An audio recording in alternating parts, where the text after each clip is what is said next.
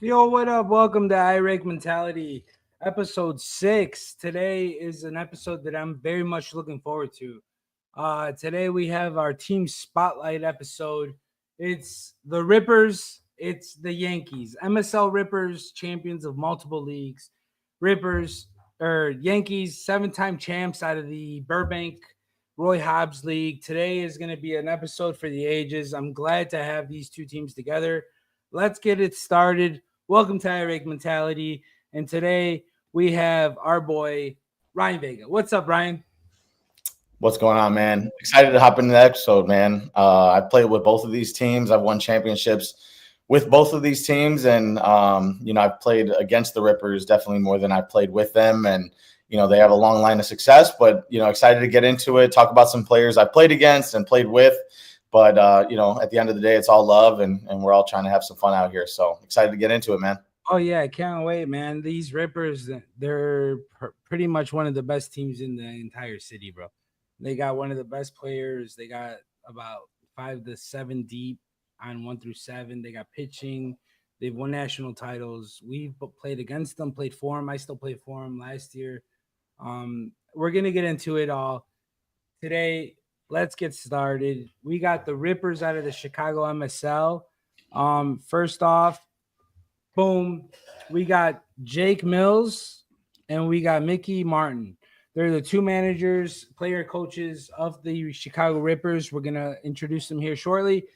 They are one of the top teams in Chicago, and here they are, Jake Mills, Mickey Martin. What's going on, boys? How you doing today?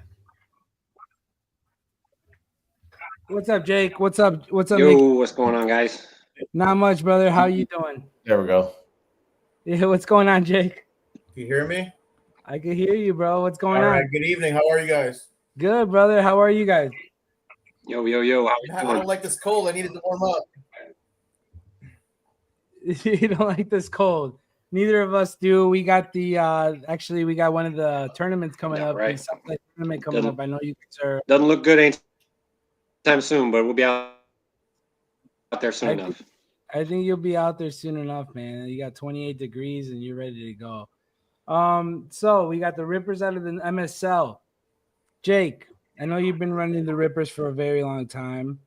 I know that I've known you since you were the Panthers out of the Aurora League. Yes. Like in 2008, 2009, I think LaBarca made their way out there and met you, and rest is history.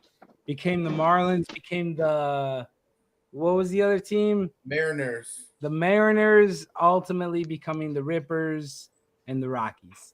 Correct. So these teams right here are, I mean, you've been dominant for almost 2 decades. You've had top of the line players. We're going to get into it. Me and, Ryan have played against you guys, played with you guys, and I'm looking forward to today. So we're going to get it right into it, boys. I played with both of these teams. I've won championships. Turn it down, Mike. Bro, So the Panthers. Jake, Yes. 2008. You started the Panthers. You came up to me. We were talking over in a Raul Rivera league. You say, "Hey, I'm starting the Panthers. We have a pretty good team. My name is Jake." From there on, what got you started in men's baseball? What got you so hyped up to be part of this thing of ours? I just grew up playing baseball. I mean, I didn't play baseball in college. I played at Yeah. high school. I hear none of you guys. I don't know if you all hear me, but I can't hear none of y'all. Because you're on that Dave Arnold Wi-Fi. The Dave Arnold Wi-Fi. So yeah, basically, the way the Panthers started was I got a guy, Jason Foster, who I grew up with playing in Addison Park District baseball, and he had about 12 guys that played on the NIU club team. And he's like, "Hey, we're looking for a home," and that's how we formed the Panthers. Wait a second. Okay. So And, yeah, go ahead. So then you started in the RRBL, which is the Raul Rivera Baseball League out of Aurora, Yep. the top men's baseball leagues in the city. Not the city, but the overall, state. Right. You had the Mets, the Reds, the Panthers, Athletics. the Athletics, the A's with Brandon Kopp, the NIU boys. Helicones. You guys started with the Panthers. When did you start making noise in the RRBL? What was the first year? I would say when we switched, I want to say it's 2014, 15 to the Marlins. Okay. There was a team, the Yankees, in that league, ran by this guy Frank, and we were pretty close. And he says, "Hey, I've got guys, you've got guys, and let's combine squads and make a run for it." And you sure made a run for it. Is that Carl, Mickey, and who's on the left there? Billy Yeager. Billy Yeager. I heard of Billy Yeager. One thing about the guy on the right, Carl. That's Lin. How do you say his last name? Lindgren? Lundholm. Lungholm. Carl Lungholm. I played with Carl this year for the first time. I seen him pitch. He's about what, in his mid-30s now? I think so, yeah. The guy deals. If anyone ever has to face this guy, the guy knows baseball. He pitches at a high level. He can hit too. He's an overall great baseball player. This is him probably what, in his 20s? I would say so, yeah. Dude, the guy is one of your best players. I've seen him play, and this past year I got to, watch your guys. I got to watch the Rippers in the MSL, and Carl was one of those guys that I kept watching, and I was just in awe. Every single time he kept coming up to the plate, kept dealing, and I'm just like, this guy doesn't age. Nope. He still looks the same as he did back then. He puts the work in. Like, he's training every single day, and if it's working out or whatever it may be, I mean, throwing bullpens and just bettering himself. Dude, Carl's one of your dogs, bro. I love Carl so much. One of the things I did see, you sent me some pictures here, and it's the Marlins era. Yeah. So before, if anyone that's watching, before the Rippers were the Rippers, they were the Marlins. And the Marlins was a team that the RRBL feared. It had the A's, had the Reds, had the Mets, and then it had the up-and-coming Marlins, right? They were young and they were hungry. And the Marlins were filled with guys that nowadays are still playing. And I'm gonna show a picture here. It's one of my favorite guys, Rick's on the team, Rick Azaric. But you had this Marlins team. Yep. Tell me about this Marlins championship team, and who was on it, what you guys accomplished. This was your first ship as a manager, correct? Yeah, because we lost, I believe, the year before to the A's in the championship. And this was actually the first year that we did the interleague with the Joliet IA League. Mm-hmm. And we played all these guys. Most of these guys have played together in some shape or form, if it's college, other leagues. And this year when we brought them all together, we were a force to be reckoned with. And a bunch of Wabanzi guys on there. I mean, there's Tony Gaffino, Stevie Lewis. I don't think he was on here, but Brandon Lawrence. Mazone. That's the first year that I had Mazone. Is that Mazone the lefty? Yeah. Dude, Mazone, I faced him in the 35s last year with the Woodpeckers. And you guys were on, I think, the Red Sox? Yeah. And that's the first time I ever seen Mazone. Mazone must have been in his 30s. Mazone is one of the best lefties I think I've ever faced. He just turned 41. And he's 41. Okay, so he was like 39. Yeah. And to this day, he spots the ball well, pumps hard, and knows when to throw you off speed. The guy is incredible. If anyone's ever got to see the Rippers play, Mazone on the mound is damn near under a 1 ERA. Yep. Maybe he'll give up a run a game. Like, the guy's incredible. The only loss that he has had with us was that Red Sox one, that Red Sox game. The Red Sox? Oh, where we were The on only loss he's ever had. So I was a part of the team that he lost to for the first time Correct. ever myself. Well, I feel accomplished because that was one of the hardest tasks probably I've ever had accomplished. Like, as a lefty facing that guy, he's pumping inner half 91 and he's not missing. Like, that's a strike. So you better turn on it pretty quickly. You had this is Tony Sanchez right here in this pound. Yep. Dude, Tony Sanchez played for the Joliet Jackhammers, didn't he? Yeah, he was out there with them, and I think he was doing like bullpen catching for them, and they gave him an opportunity, and I want to say he played maybe a couple of weeks with them. Okay. And he's a catcher. So one thing I actually on this episode or on these episodes of iRake Mentality, is Tony Sanchez. Tony Sanchez is part of the Rippers, the main category of that team, the glue of the catching glue. He runs the Sanchez mid-fix. Is that right? The Sanchez mid-fix fixing gloves. If you need any restoration, any relacing, any break-ins, that's my glove right there on the side. He did a great job with my brand new Pro Preferred Rizzo glove. Turned that thing into a nice beast. If you guys are looking for a glove to be fixed, he is a current Ripper, will forever be a Ripper if I know him very correctly. Sanchez Midfix, go ahead and look him up on IG. He'll hit him up, get your glove fixed. Yeah, and he's not only still playing, he's training out of that facility as well. So I just got back from doing a catcher's training with him at Dynasty Baseball out in Shorewood, and man, he's got a slew of clients up there. He's doing a great job, but he's also relacing those mitts. You know, he does a lot every week. You know, so he's definitely got a lot going over there. Highly recommend Tony. But I was going to ask you, Jake. Yeah, so when I know that I played with you guys one year, I believe it was in the Raul Rivera League. Yep. When you guys were the Rippers. What year was that then? I mean, I know it's been so damn long. Had to have been 2015 or 16. 15 or 16. Okay. Yeah. Gotcha. We played at Joliet. Yeah. Okay. Joliet, the old AU field. Yep. Sulfusburg a lot. So, but yeah, I remember that season. That's kind of the first the first time, you know, I've ran into you guys, and you know, we got to play with a pretty good group of guys. You know, you're always getting guys from here and there, and we won the ship there. But was that the last year that you guys were in the league then? Was that the last one? Yeah, that was the last year that we were in that league. Gotcha. Okay, and then so then where do you guys go from there? Was that Chicago North, or was there one in between? We played actually in the MSL 2015. We had two teams. We had one in AAA and one in AA. I'm sorry, the 2015 was just in AAA. And that year we were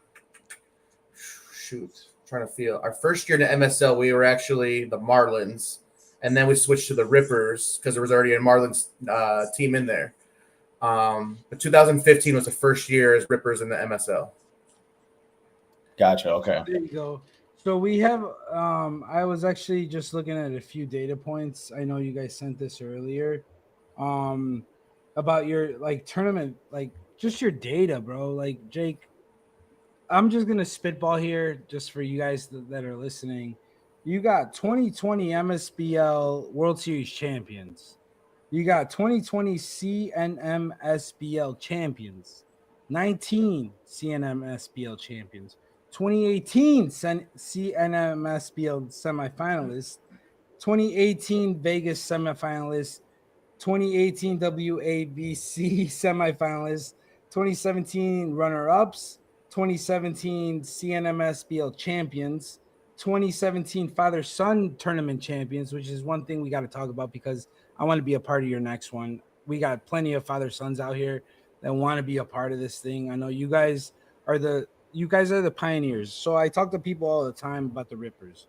The Rippers, one thing about the Rippers, it's different than all the other men's teams. We have men's teams all over the league, right? We have, you know, Blue Island men's teams. We have Azteca men's teams, Juarez men's teams, MSBL men's teams, MSL men's teams, South Shore men's teams, all the way to Raul Rivera and Aurora and Joliet.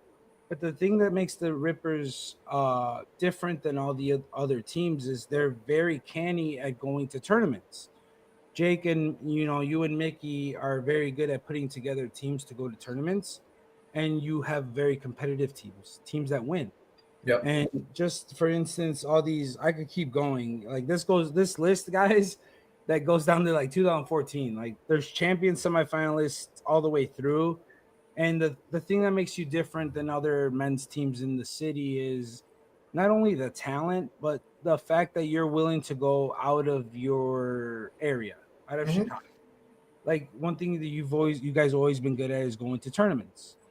One of those tournaments was the 25 MSBL World Series. Was that, would you say, one of the biggest accomplishments of the Rippers organization? I would say so. I mean, it's just going down there. It's one of the hardest things is to win. Like I've known guys that have gone there 20 years and they don't win. I went down there for 10 years and didn't win. So finally, all these years that you go, you finally put together like, hey, we need this, we need that. as a manager, when it comes down to the good arms, you're going to have to pay for those guys to go down there. I mean, their entry fee at least.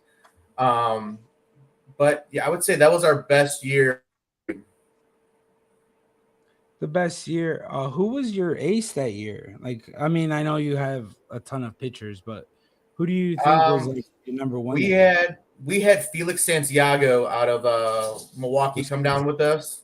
Yeah, I know Felix. And yeah, and he started game one for us, and he's something to watch. Like he's a good guy, and he's competitive, and he actually came back and started game one, complete game, and then pitched a championship complete game. So Felix, so funny story about Felix. I know he's one of the best pitchers probably in the city, and I guess you can't even consider the city because of where he's from. He's from Milwaukee. He gets flown in or whatever it might be to these men's leagues. Felix Santiago, my first experience with him was about 3 years ago with the Bravos in Azteca. He was on the Sauces. Funny story. We were one of the favorites to win the division. We are coming up across Felix Santiago in the semis. We're trying to get to the ship. And Felix Santiago pitches 2 games, 18 innings, complete. I mean, dude, two games in one day, 18 innings complete, beats us, goes to the ship. This guy is incredible. I faced him. His changeup is nasty. Like, he's just very smart. Felix is one of those guys that he's a pro arm.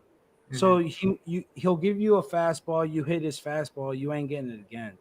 You're getting that changeup, you're getting that off-speed slider, you're getting out basically after you hit him once. And for you to have him in that tournament, that's a big deal. But besides Felix, I know that the Rippers have a plethora of arms. You guys have a guy named Mazzone. Yep. Is that his name?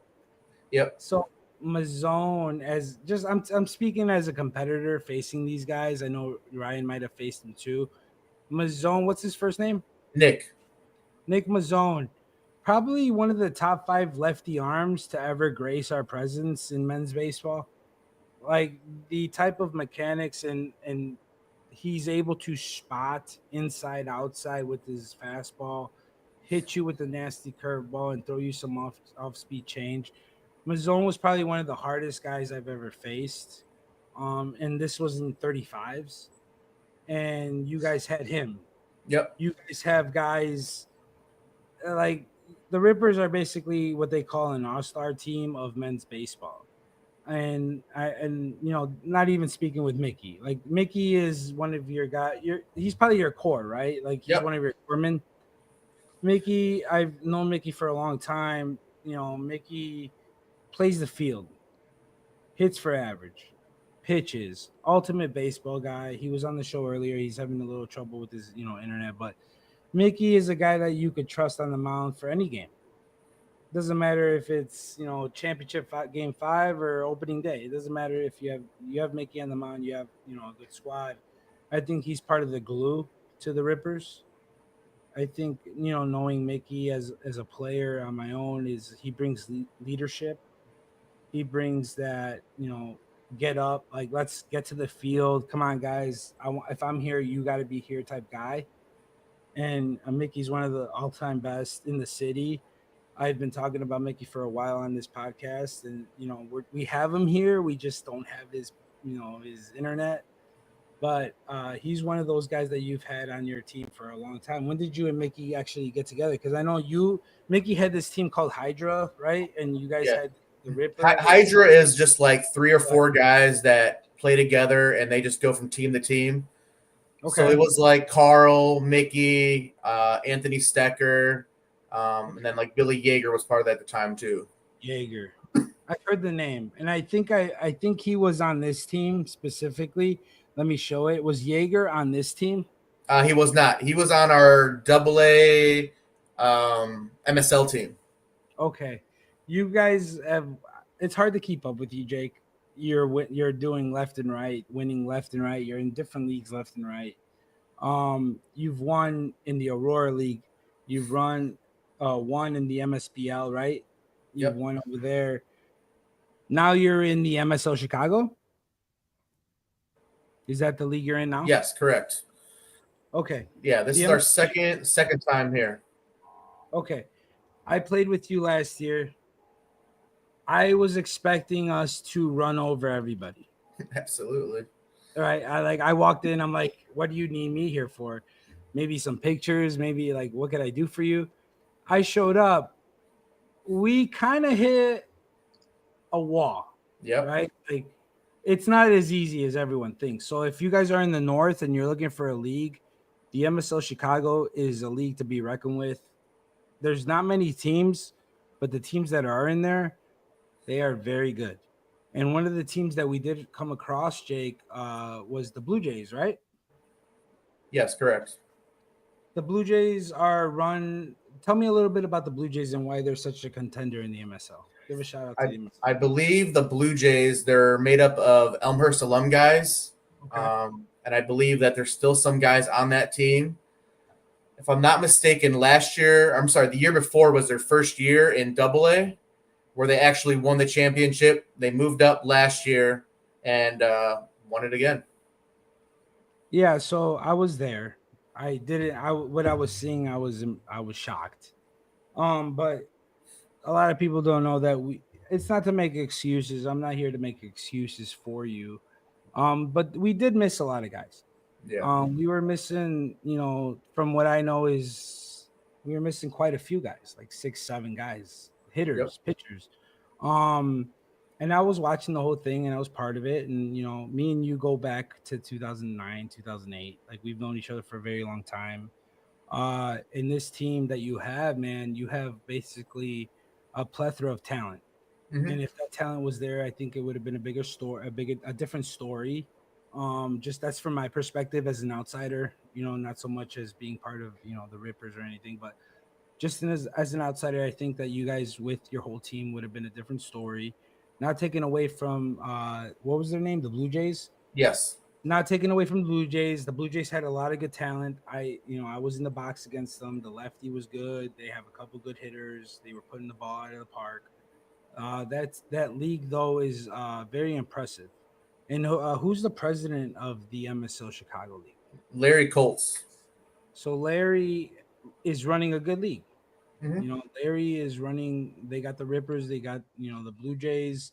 They got the Rhinos or The Larry's team? Rhinos. Yeah. There's Rhinos, the Biscuits, Marlins, Yankees. I think that's it. I know there's 10 teams this year in the Okay. AAA division. So last year when I went to go play with you guys, we played a plethora of those guys, and it wasn't like I walked in and faced teams that didn't know what they were doing. Right. Like I got there and I was like, okay, we're playing the number 6 seed in the rankings at the time, and that team was actually really good. Mm-hmm. It was, I think, the kid, he was pitching in the Palestine League or something. You told me like the men's pro ball where he's throwing low 90s with a nice changeup and he's Right. getting out. So and you guys play in good parks. You got the Lake Park High School field, which is one of the nicest fields I think I've played on in men's baseball. You got the championship was held at, where was it held at? Boomer Stadium. So you guys play in Boomer Stadium at the championship. You guys get rings. You guys get trophies. You guys get everything. The MSL is a very nice league. I very much liked my time in the MSL, especially being on your team. Like if anyone out here watching, if you're on Jake's team, it's very fun to play with because Jake just knows who you are as a player. He won't put you in positions where, he won't put me out there to run. He'll give me some bats. Like he knows his guys. And Jake here, I actually saw you pitch last year. Sorry. And no, you impressed the shit out of me, bro. So I've known you since 2008, 2009. We've both grown as ball players, right? Like Yep. me or you have just loved the game. Like me or you are very similar in the fact that we love the game, that we're trying to get better as a player. We both know that we might not be the best player out there, but you know what? We're going to compete. You're not going to roll over us. Me and you are the same, except you are doing it on the mound. Yeah. And I'm doing it in the box. Last year was one of the most impressive years that I think I've seen from you. I was watching all you. I was watching you pitch almost a quarter of the season that I was part of it. And every time you went out there, you were just getting out after out. You were in the game. You were winning games. And one of the things that I've seen you grow as a pitcher, and it's very impressive. And if you were to pitch in other leagues, I think I would love to see it.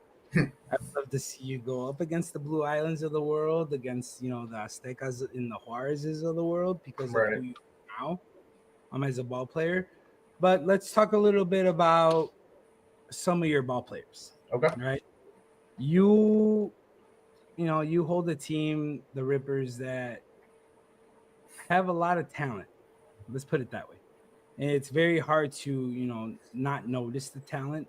Mhm. And we're gonna go right off the bat to one of your big guns. This guy right here that I'm about to bring up is, I think, in my eyes, and everyone has their own perspective. Everyone has their own opinions. I put him in the top 10 players in the city of men's baseball. I put him as one of the guys that you do not want to see at the plate. The guy that knows how to hit, who is fast for his size. I faced this guy in the Burbank League, on a different league, and that is Greg Ludwig.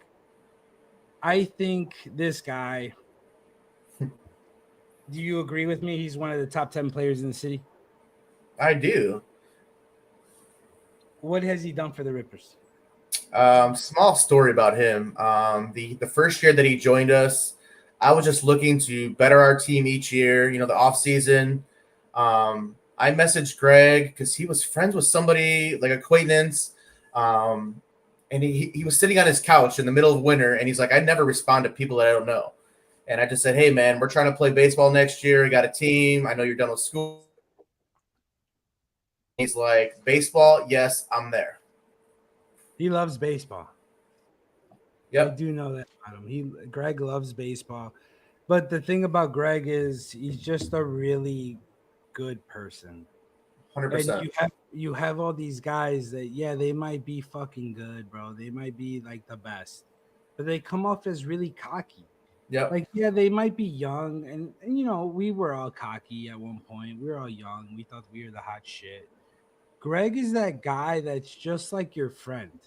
100%. You know what I mean? Like, and you can't say no to him. So, like last year, we were playing the Expos. He's on the Expos in Burbank also. So shout out to Greg and Mikey. They're both in the picture. He comes up to me. He's like, Jesse, can I get some pine tar? And I'm like, dude, I don't want to help you in any way. Like, there's no way I want to help this guy. But it's Greg, and I give him some pine tar. And I'm like, yo, give me an out at least. You know what I mean? Like, if I'm giving you pine tar. The guy is deadly with the bat. He's deadly with his feet. He's definitely one of the top 10 players. If I was making a list, and I know it's biased, he's up there in my top 10, maybe my top 5. Finding a guy like that and having him in the heart of your order is deadly. So shout out to Greg. I know you might be out there listening. Love you, man. Like, keep doing your thing. Keep doing, he runs him and his family have what is it? A veterinary. A veterinary in Addison, is it? Lombard. Lombard. If you have a pet in Lombard, I wish I knew the name of it. Go take it. I think it's just Lombard Veterinary Hospital. Lombard Veterinary Hospital. If you have a pet, I have, like, again, 2 pit bulls I have myself. If I live closer to Lombard, I'd definitely take them to there. Anything that you need, take them. The family takes good care of them. Greg, shout out to you. Keep doing your thing. Keep being one of the best players in the city. Keep being who you are. Much love for you. Shout out to you, Greg. Speaking of Rippers, we keep going. I want to talk a little bit about this guy. I know he's watching. I know he hit me up about a million times. I got to give love to one of your older veterans. This guy, probably, I don't know how many seasons this guy's been with you. He's been around. He's won many games for you. He's won many games for me as a manager. Give a shout out to Steve Lewis. Tell me a little bit about Steve Lewis and how you came across Steve Lewis back in the day. Steve, I met Steve in the Raul Riviera League. He was on, and every year he would beat us. I mean, he was good. he could wake up. I mean, hungover, come out there, throw 9, strike out 12 guys, and that's just Steve. Well, one year I believe the team folded, and I said, "Hey, we're looking to add some guys," and that's when the year that we added pretty much a lot of the Wabanzi community college guys: Steve Lewis, Tim Brand, um, Ryan Adams, and a bunch of those guys. So I remember this one time, and shout out to Steve Lewis. He's one of the guys that's around. We took a team. So me and you've known each other for a long time. We decided to take a team to the CSBL. Yep. You remember that? I remember Oswego. Oswego. So I played shortstop for the Oswego Cats out of the CSBL back when I was like 19, 20 years old. That was about Ryan. Yeah, you look at me. Ryan, me at 185 pounds, I'm making the plays, dog. I'm making the plays. I believe it. Shout out Coach Pickerel. Rest in peace. I love that man so much. The Oswego field is named after him and everything. He was a legend. LaBarca went down to the Cats, right? It was LaBarca and the Rippers together to play the Cats. Yeah, I remember that. So me and Jake, so I talked to the Oswego Cats and this is the year they won the national title. So the Oswego Cats won every year. The CSBL has a national title where it's collegiate league after collegiate league goes to a tournament. The winner of every league goes to Texas and plays a tournament. Oswego ended up being the best collegiate league in the entire country that year. Like beating Texas, beating the Arizonas and their winners, and the regular season, their coach was kind enough to say, you know what, Jesse, we'll give you a shot. Bring your team, come play us. And once he said that, I was kind of like, okay, that's cool, but like I don't think I have enough to compete against them. Like I was like, okay, I have LaBarca, but to compete against the CSBO, which is literally the CSBO's collegiate players, like D1 collegiate players, 1 through 9. Played for 100 plus games before us, and I talked to Jake, and I was like, hey Jake, you want to put a team together? Let's go play them. And Jake's like, let's do it. Jake gets his best 9. I get my best 9, and we just tell him to show up, and we showed up and beat them 2 games in a row in the CSBL. And I think we threw like a Stevie, a Benny, a Matt Jernstad, a Mike Jernstad, and who was the other big guy you had? Tony DeMaio. Tony DeMaio was throwing mid-90s at the time. I'd say 94, 95. The funny thing about that is he actually drove back from Country Thunder just to pitch that game. Ryan, we went toe to toe with the CSBL champions, and we beat them 2 games in a row, and it was in the paper. And one of the things me and Jake hold dear to our heart is, okay, we're just 2 men's teams that got together, but we are good enough to go toe to toe with the CSBL. Like that's when we knew, right, Jake? Like we were good. Like me and you both looked at each other. We're like, you know what? Both our teams are good. Like we're good. We're doing something right. The first time that we played them, they weren't expecting to get beat like that, and they were like, "Hey, we got an opening next week. Do you guys want to play again?" And I believe that's when Matt Jernstad came out and it just dealt. So Matt had just got released, I think, from the Yankees at the time. Mm-hmm. And we went toe to toe with the Oswego Cats. And the funny thing is about that whole thing is that they had a post, like they had actually newspaper it, like that they lost. And I talked to them, and they're like, and I talked to their manager after that game, and they were like, dude, I didn't think you were gonna bring a team like that. And I was like, me either. I was like, the thing, like we could have competed with anyone in the country if you think about it. Right. So you guys move on, Barca and the Rippers team up, and like I said, for everyone that's watching, I've known Jake for a very long time. We've been friends almost going on almost 20 plus years, Jake. Oh yeah. Yeah, we've done our thing, you in the north, me in the south, and shared a lot of players. But one of the things that you did where you had your start was Mexican Sunday ball. 100%. 100%. That's where you started, and it wasn't Chicago, but it was Aurora. And for those that are watching, Aurora, the Raul Rivera Baseball League was one of the most competitive leagues in the entire state. So if you guys that are from Juarez or you guys from Azteca that are watching, or even Blue Island, if you guys are watching, the Aurora Men's League and the Juarez Men's League had this humongous rivalry because of the players that they had. Aurora was filled with so much talent from the Aurora universities, the Wabanzis, the Joliet leagues, that they would contend against, the Juarez Mexican leagues. And Jake, you ran the Panthers. Correct. That's the first day I met you, right? The Panthers. Yep. So the Panthers, and then that was the year that I moved to Aurora, and we ended up coming to the All-Star tournament to play against the Juarez baseball tournament, right? The four-man Yep. tournament, the thing everyone wants to be a part of, which is coming back. For those of you guys that are watching right now, the tournament is coming back. It might not be Aurora, but it's definitely Blue Island, Azteca, Burbank, and the South Shore League, which Ryan is very familiar with. He has big ties to the South Shore League. We are trying to blow up all these leagues. It's not just about one league, but I know, Jake, you are from the North. You're from the MSL. But this, we're trying to promote the South Side. If the Rippers came to any of those leagues, I think we would all sigh. Stay in the North, Jake. Stay in the North. This is one of the teams right here. Boom. 2009. This is one of the teams that I can't believe we lost to Benito Juarez. Ryan, this is probably when you were in high school, bro. 2009. Yep. Yeah, Definitely. 2009. This was before your time. This team right here is one of the teams that I couldn't believe we lost. We lost to Benito Juarez in game one of the All-Star tournament. We had guys like who was that? Kyle Mueller, second to right in the Mets. Who? John Herrera, the tall Halcone. John Herrera, the tallest guy in the picture in the red. It said Kevin Sullivan. Evan Sullivan from Obanzi. Who's the guy on the far left? Who was one of our? Was it Russ Coper? Russ Coper. So Russ showed Coper up with work boots.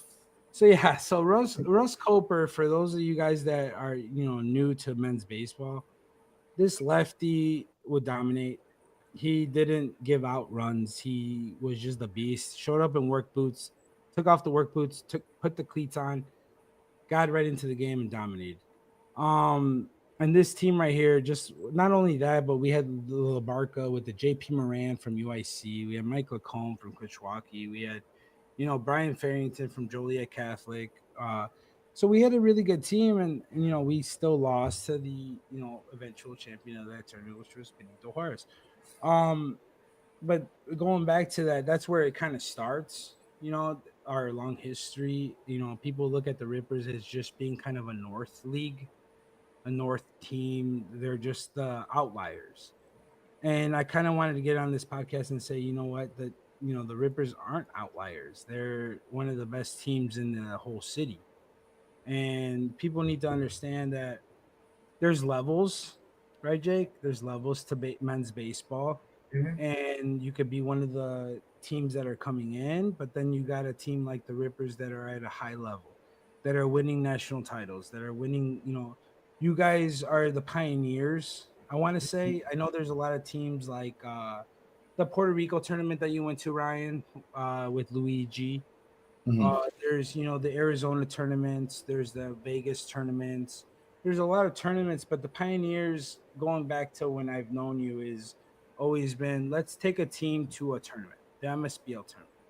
And you've had your chance to win a lot of those, and you've had a lot of players. We've had the same players, going through year after year, and you guys compete. And one of the things I like to tell everybody on this podcast is, if you're looking for a team to travel with, if you're looking to play ball after your men's leagues, hit up Jake and Mickey and go with the Rippers to whatever tournament they're going to, whatever tournament you might tell me a little bit about the tournament you're going to this year. I know you've been hitting me up about it. Where are you going this year? So we're going to go to Kansas, July 30th through August 2nd for, I think it's Summer Ball Showdown. Mm-hmm. It's 32 teams from all over the country, and they're just college teams that are finishing up the end of their year, and it's just a big bash of a tournament. There you go. And you're taking what, 25 guys? Well, I think it's a 30-man roster.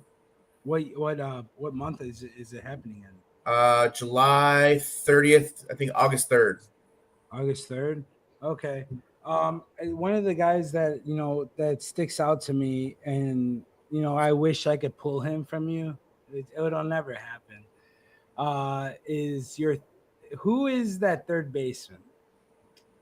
Third. The Is his name Benji? Oh yeah, Benji Rodriguez. Benji Rodriguez. Okay, I need to give this guy some love. Benji Rodriguez is one of the guys that is probably one of the best baseball players in the city, but doesn't get as much notoriety as a lot of the other guys. Benji Rodriguez hits, he fields, he has a cannon, he shows up every day 20, 30 minutes early to every game. He's a glue. Would you say he's one of your glue guys? Absolutely. Tell me more about Benji Rodriguez, because I love watching him play, man. I actually met Benji. I believe he was on the Diamondbacks in the Burbank, the Baseball Alley League. Yeah. And I met him out there. I was playing with Dre in the Nationals, and I want to say about 5-6 years ago, Benji hit me up, said, "Hey, I'm trying to find something closer to me." I think he lived in Algonquin, and he shows up, pays his league fees, and the guy does what he's supposed to do. And good person, family man, and he's pushing. I think he just turned 42. I mean, we got a lot of age in our group. You do, man, but like the thing is, you keep winning, and you have enough age where the talent and the age is the same. Right. One of those guys that you do have, which is also one of our sponsors, I do want to get him in here, is Tony Sanchez. So Ryan, you mentioned you went to go train with Tony for some catching drills. Yeah, just last week at Dynasty Baseball, was out with him for a whole night. So yeah, me and Tony go way back. Tony is one of those guys that is probably one of the best hitters in the city. And like I said, I keep saying in the city because I've played with all over the city. I know talent, and I gotta say it. Like, it's Tony Sanchez. I've seen him hit bomb after bomb. I've been on his team plenty of times. I played with you for 10 years. And Tony Sanchez is played for the Joliet Jackhammers, or the Joliet the Joliet team. He's one of the probably top 2 catchers in the city still at his age. He runs Sanchez mid-fix. He just fixed my glove. That's my glove right there. For those viewers at home, he's doing great work with gloves. If you want to hit him up, you want to get your glove, relaced, restored, or broken in, hit him up. Give him your glove. You'll get it back within a month or two. He's very busy, but hit him up. He's a ripper. He's one of us. He's a men's ball player. Give him a shout out. Hit him up.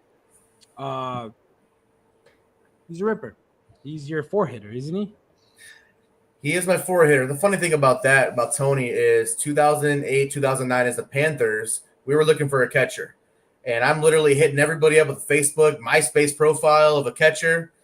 And I went on the CSBL website, and Tony was a 4-string catcher on a team called the VPAC Hawks.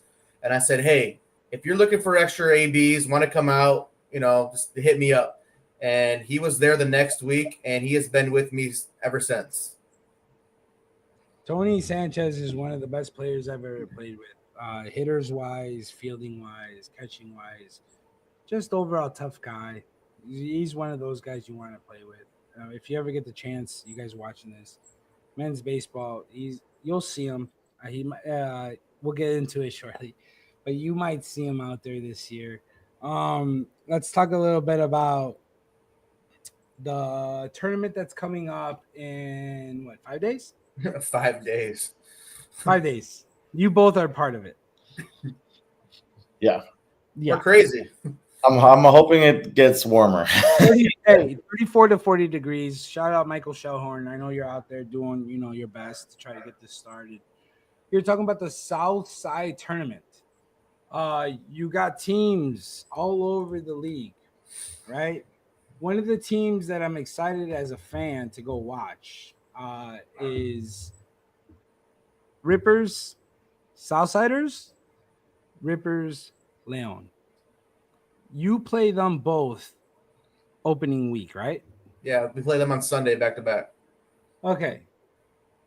Leon was a powerhouse in the Azteca League. They decided to leave the Azteca League, on their doing, their manager's doing.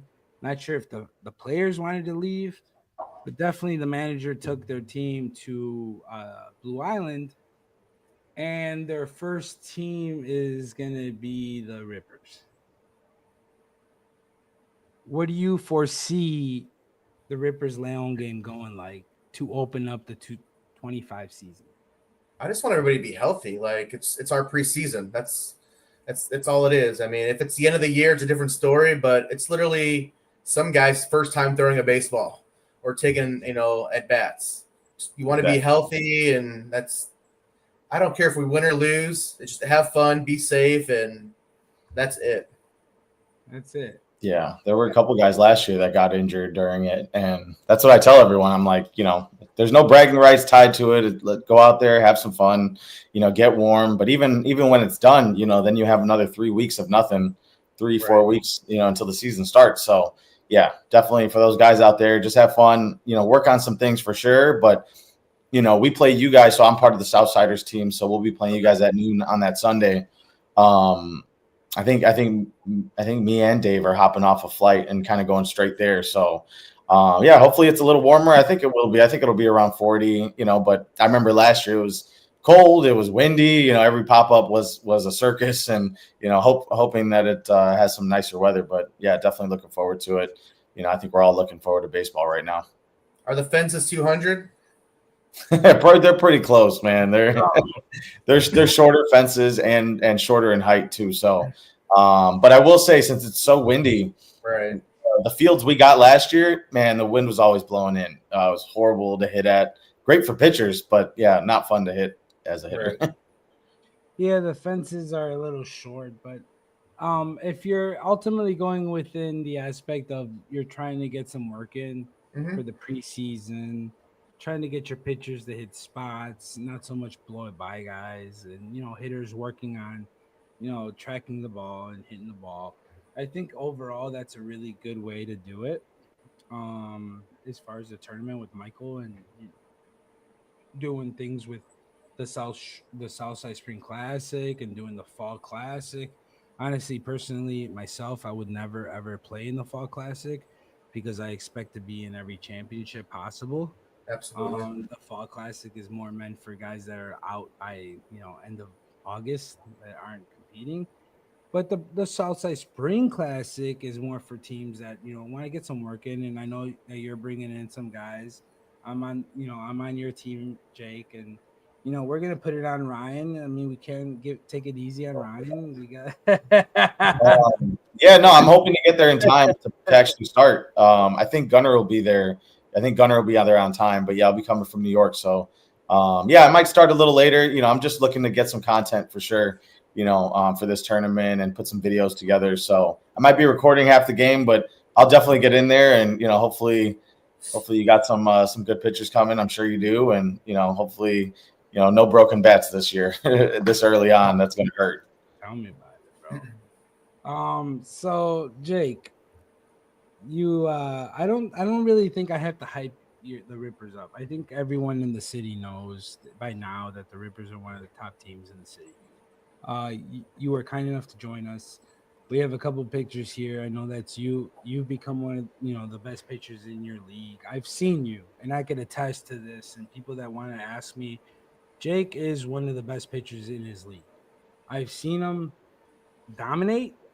I've seen him get through 9 innings without sweating. I've seen you come off, and you've actually found your niche. I've known you, like I said, I've known you for a very long time.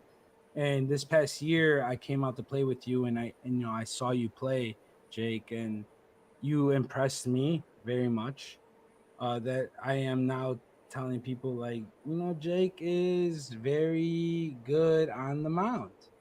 He will get you out. He'll go through 9 innings. He'll buy innings. And if you have a defense and an offense behind him, there's no reason why Jake doesn't win those ball games.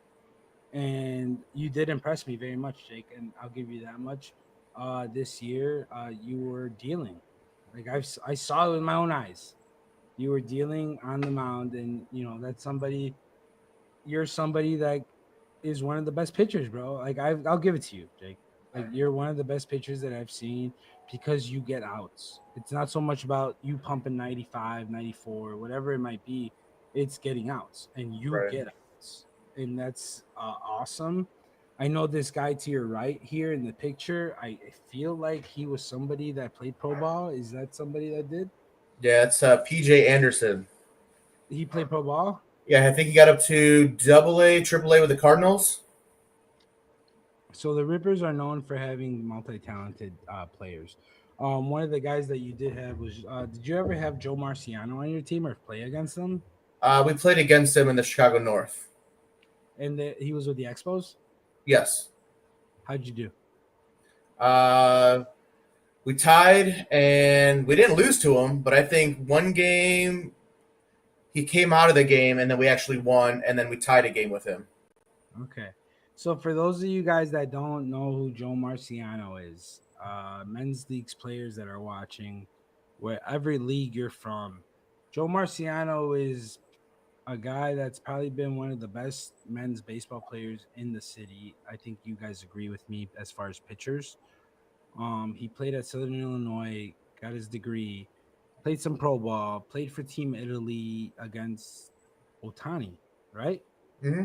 Is it Otani? Yeah, he actually got Otani out on a ground ball to second base, which is, I would probably hold that to the grave. I'd be telling you every time I saw you, I got Otani out. But he is one of our men's league guys that comes out, and you guys had to face him in the North. Yep. As the Rippers, and ultimately you guys ended up winning that ship, I think, right, that year. Yeah. That so many years it was compacted together. I believe that year we won it. Yeah. Yeah, you guys won it. I know you guys had the Aces, the Finest, the Expos. Yeah. One of the leagues that did get the Expos, did get the Finest, is the Burbank League. Mm-hmm. Me and Ryan are on the Yankees. We're two-time champs, going on 3 now, and we have to face the Expos and face the Finest. And you guys ended up going to the North.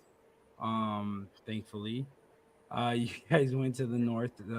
Faced the Blue Jays in Larry's league, and you're doing your thing out there. And one of the things that I want to talk about here is one of your players. Or one of the things that I really enjoyed about you guys is this picture here. Is this one?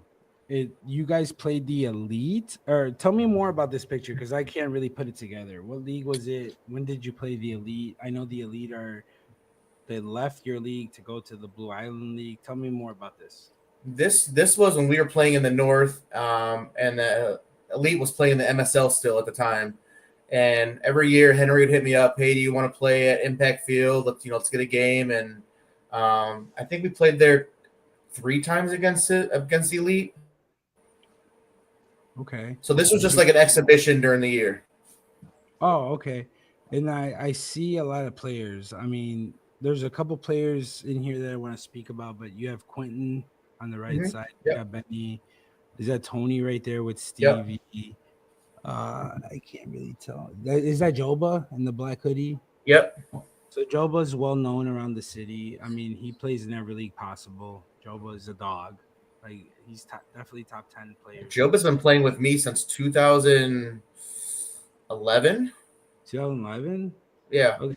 Well, Joe, but just so you know, I know you watch this, dog. I'm coming for you, dog.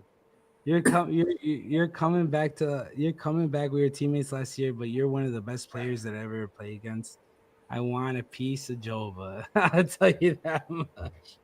Then you got after that. I can't really tell. I know that's that's Mickey and a couple other guys here. I know that's Julio Medina and Mike right here in the middle. Andrew Brower. Those guys were deadly. I mean, you guys, year after year, you guys are beasts. You got Brandon Munoz. Let's talk about these guys here. You got Brandon Munoz on the left. You got Orlando on the right. Between me and you, who rather you have on the mound Game 7? Oh man, it depends on what time we play. If it's early in the morning, I want Brandon.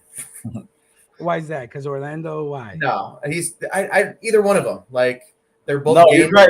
Say it. No, say it. Hell yeah. Because fucking Yeah. Hondo's going to be his drunk ass going to fucking come hungover as shit. And yeah, if it's later on, he'll be all right. But yeah, Londo any day of the week. Like, love Brandon. Been playing with him for years. But no, he's absolutely right. And I'm actually going to do a training with him. I'm going to his facility. We're going to work on hitting and film an episode of that training as well. So shout out Caballo. Good. Always been a pleasure playing against him, but playing with him as well. In that league out in Aurora. It took him a while to get out there, Jake, but when he got out there, he was solid. Yep. Dude, I love Orlando with all my heart. It's funny because we were ultimate rivals. Everyone knows that watches men's baseball is Labarca, San Agustin. That rivalry can't be, topped. And he was in his prime, I was in my prime, and he was a pitcher, I was a hitter. And playing against Orlando when I was young in my 20s, we hated each other. We didn't like each other. We wanted to kill each other. We get older, we become teammates, in the MSL and the 35s with the Red Sox over there and the Woodpeckers. And we became friends, and we kind of understood, like, without you, there's no me. Without me, there's no you. You know what I mean? There's got to be an equilibrium to both. And Orlando was my rival, like, and I will forever go with that until my dying day. And it's like Superman with Lex Luthor. On whichever side you're on, he could be Superman, I could be Superman. It doesn't matter. Having someone like that to call my rival is in men's league is something that I'm very proud of, because he was very difficult to beat. He is a beast. And you had him, and you had Sanjak Brandon Munoz in his prime. We're not talking about 35, 30. Sorry, Brandon, I know you might be watching. 35, 36-year-old Brandon ain't 24, 25-year-old Brandon. I'll tell you that much. Because Brandon in his 20s with the Rippers was almost unbeatable, wasn't he, Jake? Yeah, he was good. It's another good guy. Like, he's a good ball player, but like just a better human being. And just he knows the game and knows how to pitch, and he shows up and does his thing and goes home right back to his family. Yeah, and he's playing in Blue Island. I think he was last seen on the Pilsen Pirates. Pirates, yeah. Yeah, Well, I played against him last year. He plays in. There's an Aurora Mexican league out there that plays at Sulphusburg as well. And yeah, we played against him in the semifinals going into the ship. He's still dealing, man. He's pitching back-to-back games, as much as he can, and he held them for pretty much the whole game. But we caught up in the last inning and kind of walked it off. But no, Brandon's still doing his thing, man. He's doing great stuff still out there, and that fastball slider combo, he doesn't need much else more than that right now. He knows how to command it. He knows how to locate, and he's smart. He's not going to give you a lot of good pitches if he knows the other guys behind you aren't going to support you. So, shout out to Brandon for sure. Definitely. And I know we got about 10 minutes left here on your segment, Jake. And we got another guy here that's Benny Calasano. Benny Calasano is actually a guy that has played with me for a very long time. A very good guy. One of our sponsors. I do want to give him a shout out here. Benny Calasano. If you're looking for a home, if you're looking to buy a home, sell a home, hit him up. He's Benny Calasano. He's one of our very own. There's his number. Give him a call if you're just looking for anything in real estate. Go ahead, hit him a shout. Tell me a bit about Benny Calasano and how he has helped the Rippers in the past. Benny is another gamer. He's gone to Florida with us. He's gone to Vegas with us, Arizona. He shows up and does his job. Like he is awesome, and like he at the same time running a business, selling houses, and even if we're in Arizona, like he's on the phone and trying to make deals, and he's good. He's got that professional background, and he's just an absolute gamer. Benny definitely does his thing. And He's one of my, my favorite players that I play with. He just is an overall sincere guy, and it's somebody that you look up to. Just as a person, I'm older than him, but I look up to him, and everything he does is just. We work out every morning, and Benny, love you, dog. I saw you at practice today. He threw a pen. Benny's that guy. Benny's an all-time gamer.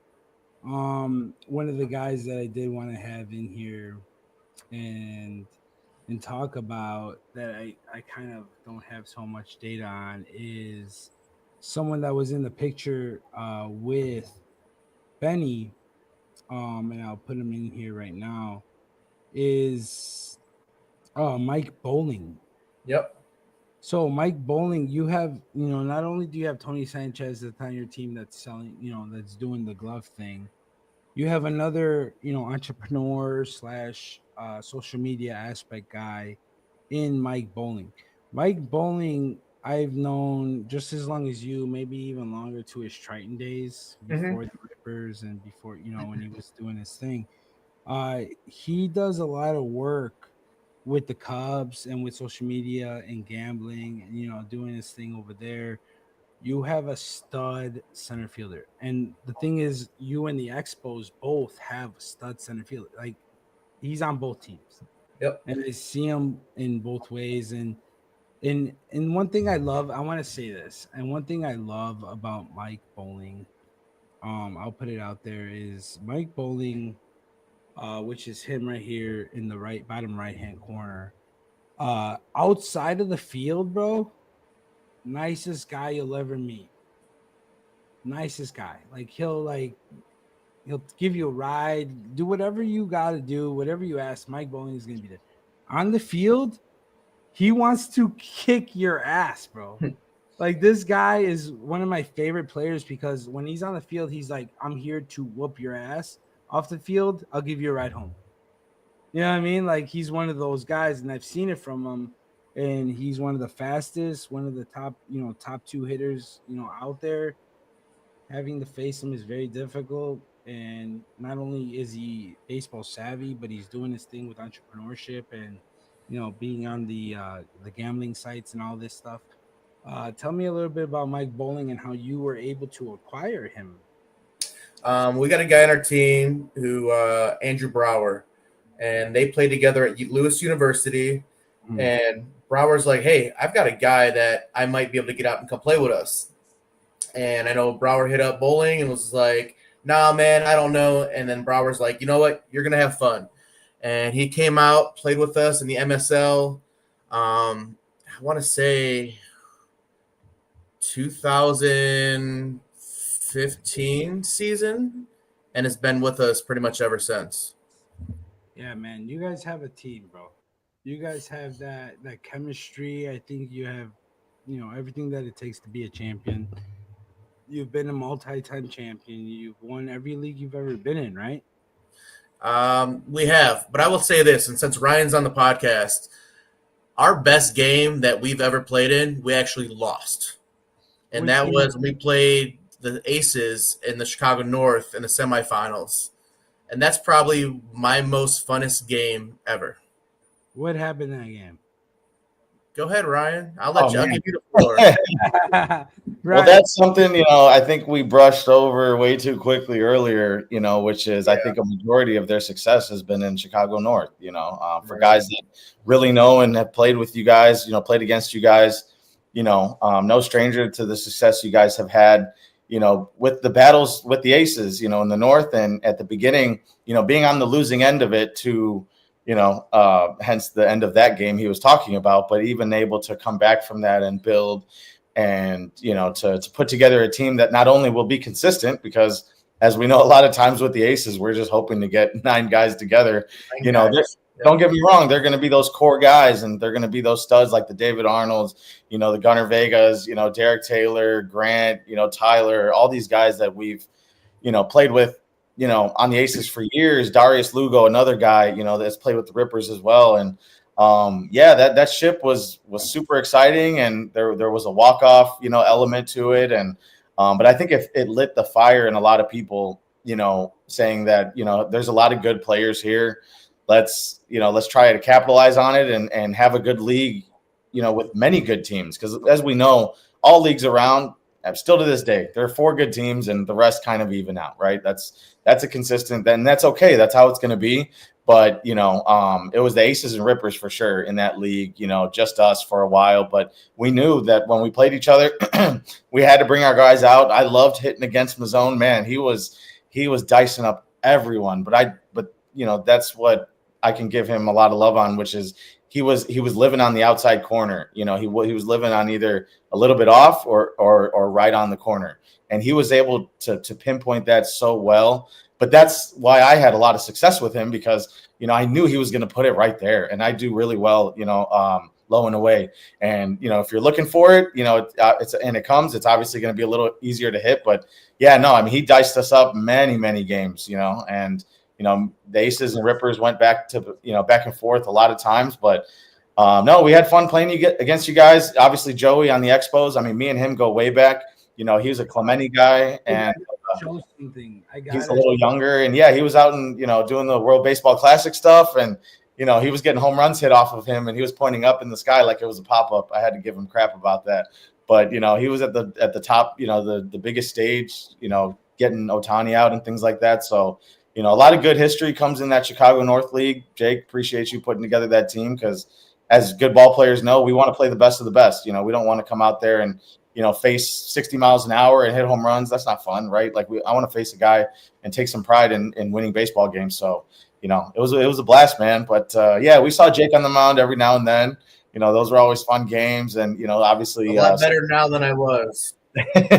Stevie, again, I got to give him a shout out. I mean, he's always just getting to the field, having a few fireballs, and then he's going out there. Julio, another guy, he just kind of takes off his work boots, gets on the field and just rakes, so a lot of fun playing against your players. Alex Lugo, another guy I grew up with, we go back in the Portage Park days and, playing house league and growing up with each other. So a lot of guys that are still in the game, and, year by year, we see less and less for sure. But, for the guys that stick around, at this point, the older we get, we realize, there's not many more, there are championships coming about for sure, but they're getting few and far between, but that makes you appreciate them a little bit more.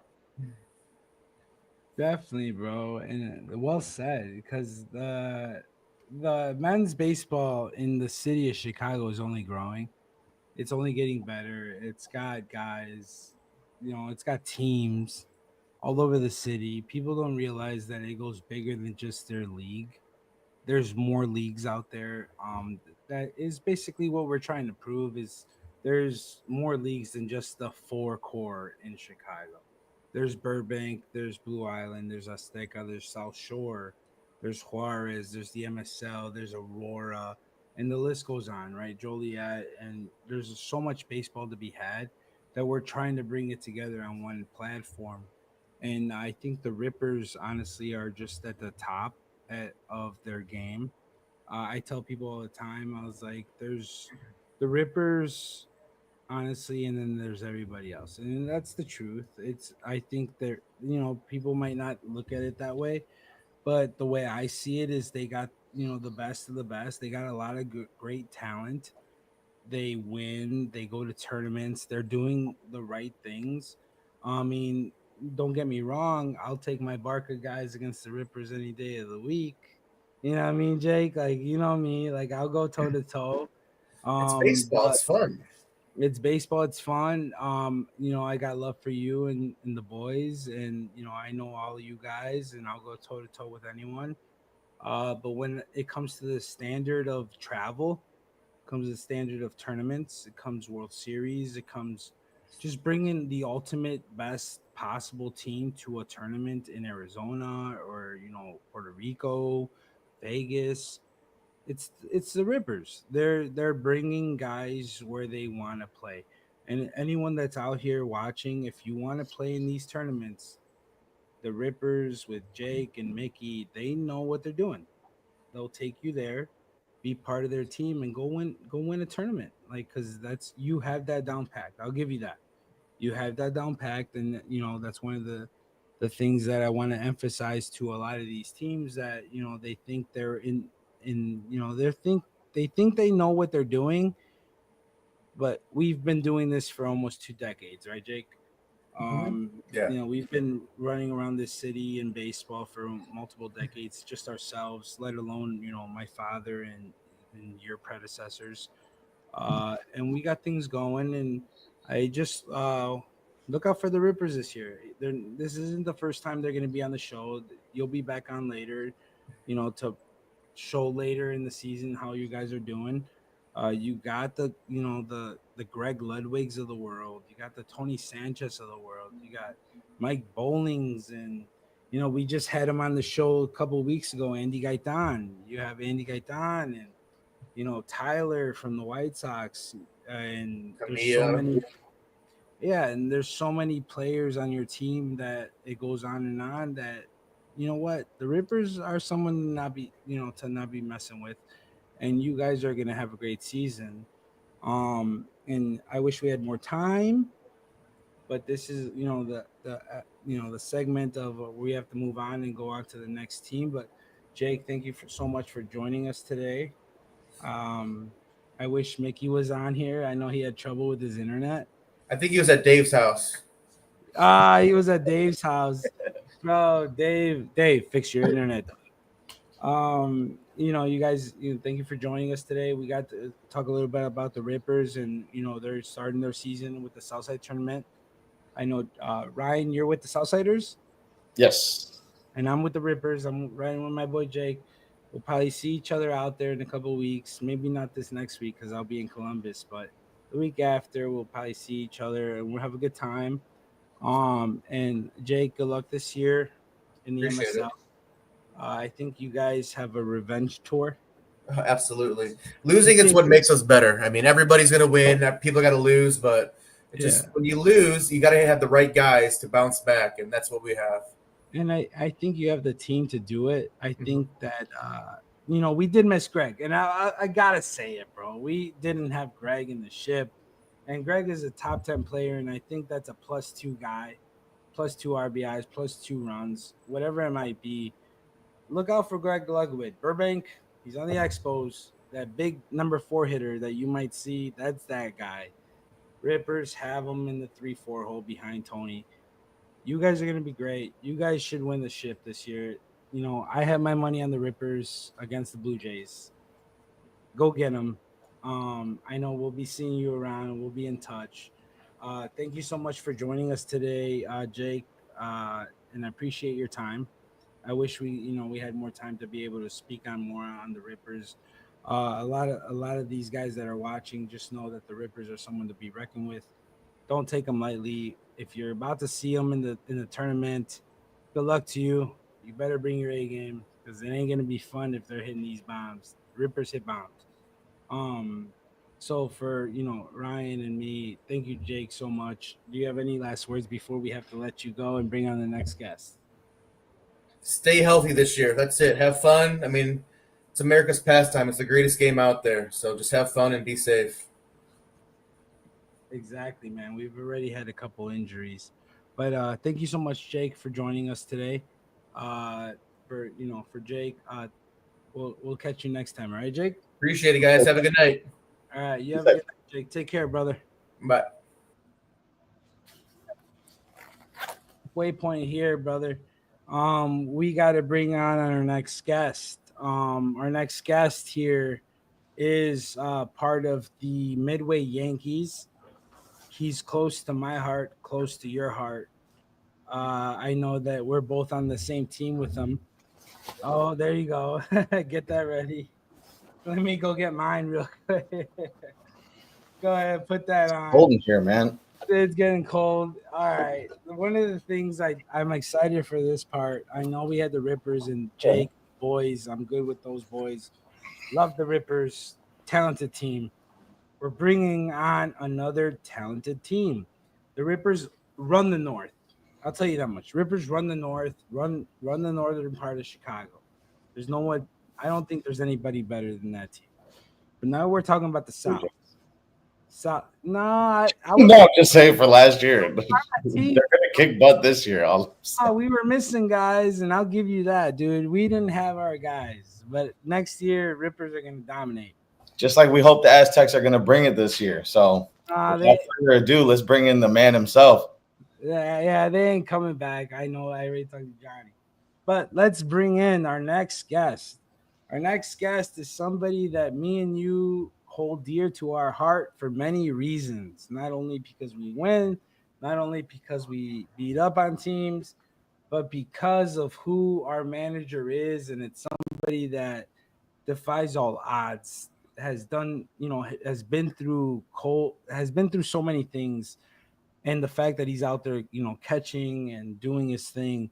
I want to bring on to our episode the manager of the Midway Yankees, the seven time, I got to say it, Burbank Roy Hobbs League 18 plus champions, 5 times under L Jr. I've been on the team for 3 of them. You've been on the team for what, 2 of them? We are bringing on El Almaza. Welcome to the show, manager of the Midway. What's going on, Al? Welcome to the show. What's up, fellas? What's going Yeah, I like the jacket. on? What up, Al? What's going on, You man? got to get that other patch on there, man. Good. I only got one, man. Yeah. Second one. Yeah, we'll take care of that soon. Yeah. Yep. What's going on, Al? How's your night? Good, man. It's a tough act to follow up there. The Rippers, traveling, doing a lot of that. I give it to them. That's something like I've always, kind of wanted to do. Just never, doesn't materialize with the family and, other obligations. But, the big tournaments that people go to in Florida at the end of the year, I want to win championships here, So that's my main priority. Love it. Definitely, man. So the Yankees started under your father, which he won 2 championships, correct? Yeah, so the league actually started way back in '95, so this is actually the 30th season.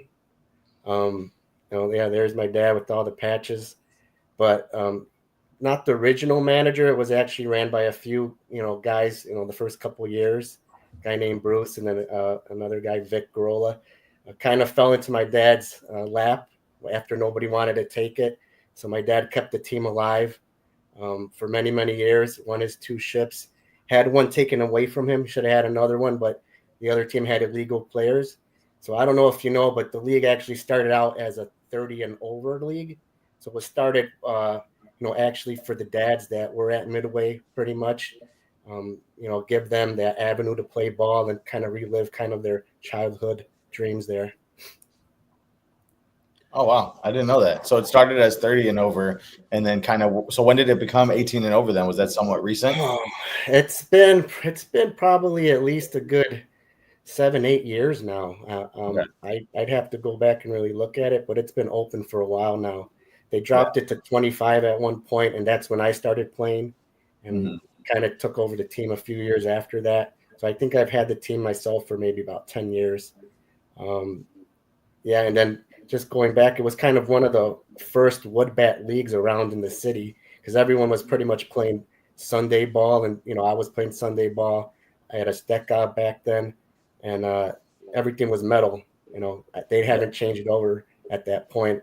But if anyone wanted to play wood bat, they went to Burbank or Midway, So the thing about Burbank is, me, I think we know each other really well, Alex. And I was part of the Benito Juarez League for many years. And it wasn't until COVID happened that, everything fell awry and I was looking for a team. George Negrate, shout out to him. He hit me up and, said, we have a spot, come play. And I came out to play for the Yankees. One day I just came out and the rest is history. And when it was probably the best decision that I was able to make because you guys showed me a lot. I respect you very much as a manager, as a player. And you showed me a lot of what it was like to be a manager, right, of a team. And the way you present yourself and the way that you are as a manager is very calm. It's a calming presence, not only calming but very confident. and I learned a lot from you. And I'm very happy that I was able to meet you and to play under your team. I know that we've had some times where you're like, "This is my team," like type moments, and I have to remember, like, you know what? I mean, this is your team. Like, I'm sorry, like I have to respect that, but like the fact that you are able to confidently say that, you know what I mean? It brings a lot of respect, and I think every player on the team respects you so much that we win. It just it starts with you and your confidence and who you are as a player. And one of the things I want to show people is not only are you one of I think you're one of the best catchers. I really do, because of your strategy and your mindset, and you have a really quick trigger. Yeah. Your point A to hand and gone is Yeah. very quick, and I do want to show that right quick. For you Insta watching at 360. home, this is Insta championship 360. 2023. Remember the first? I think we were up one run. You fucking rotated Was that a motherfucker tying like run an at hour. the first. Big Dave Barry on the mound, one of the aces of the Let me just Yankees. download it. Nice. There you go. Way to go out. Let's go. Yeah, good toss. I think I tagged him out. Yeah.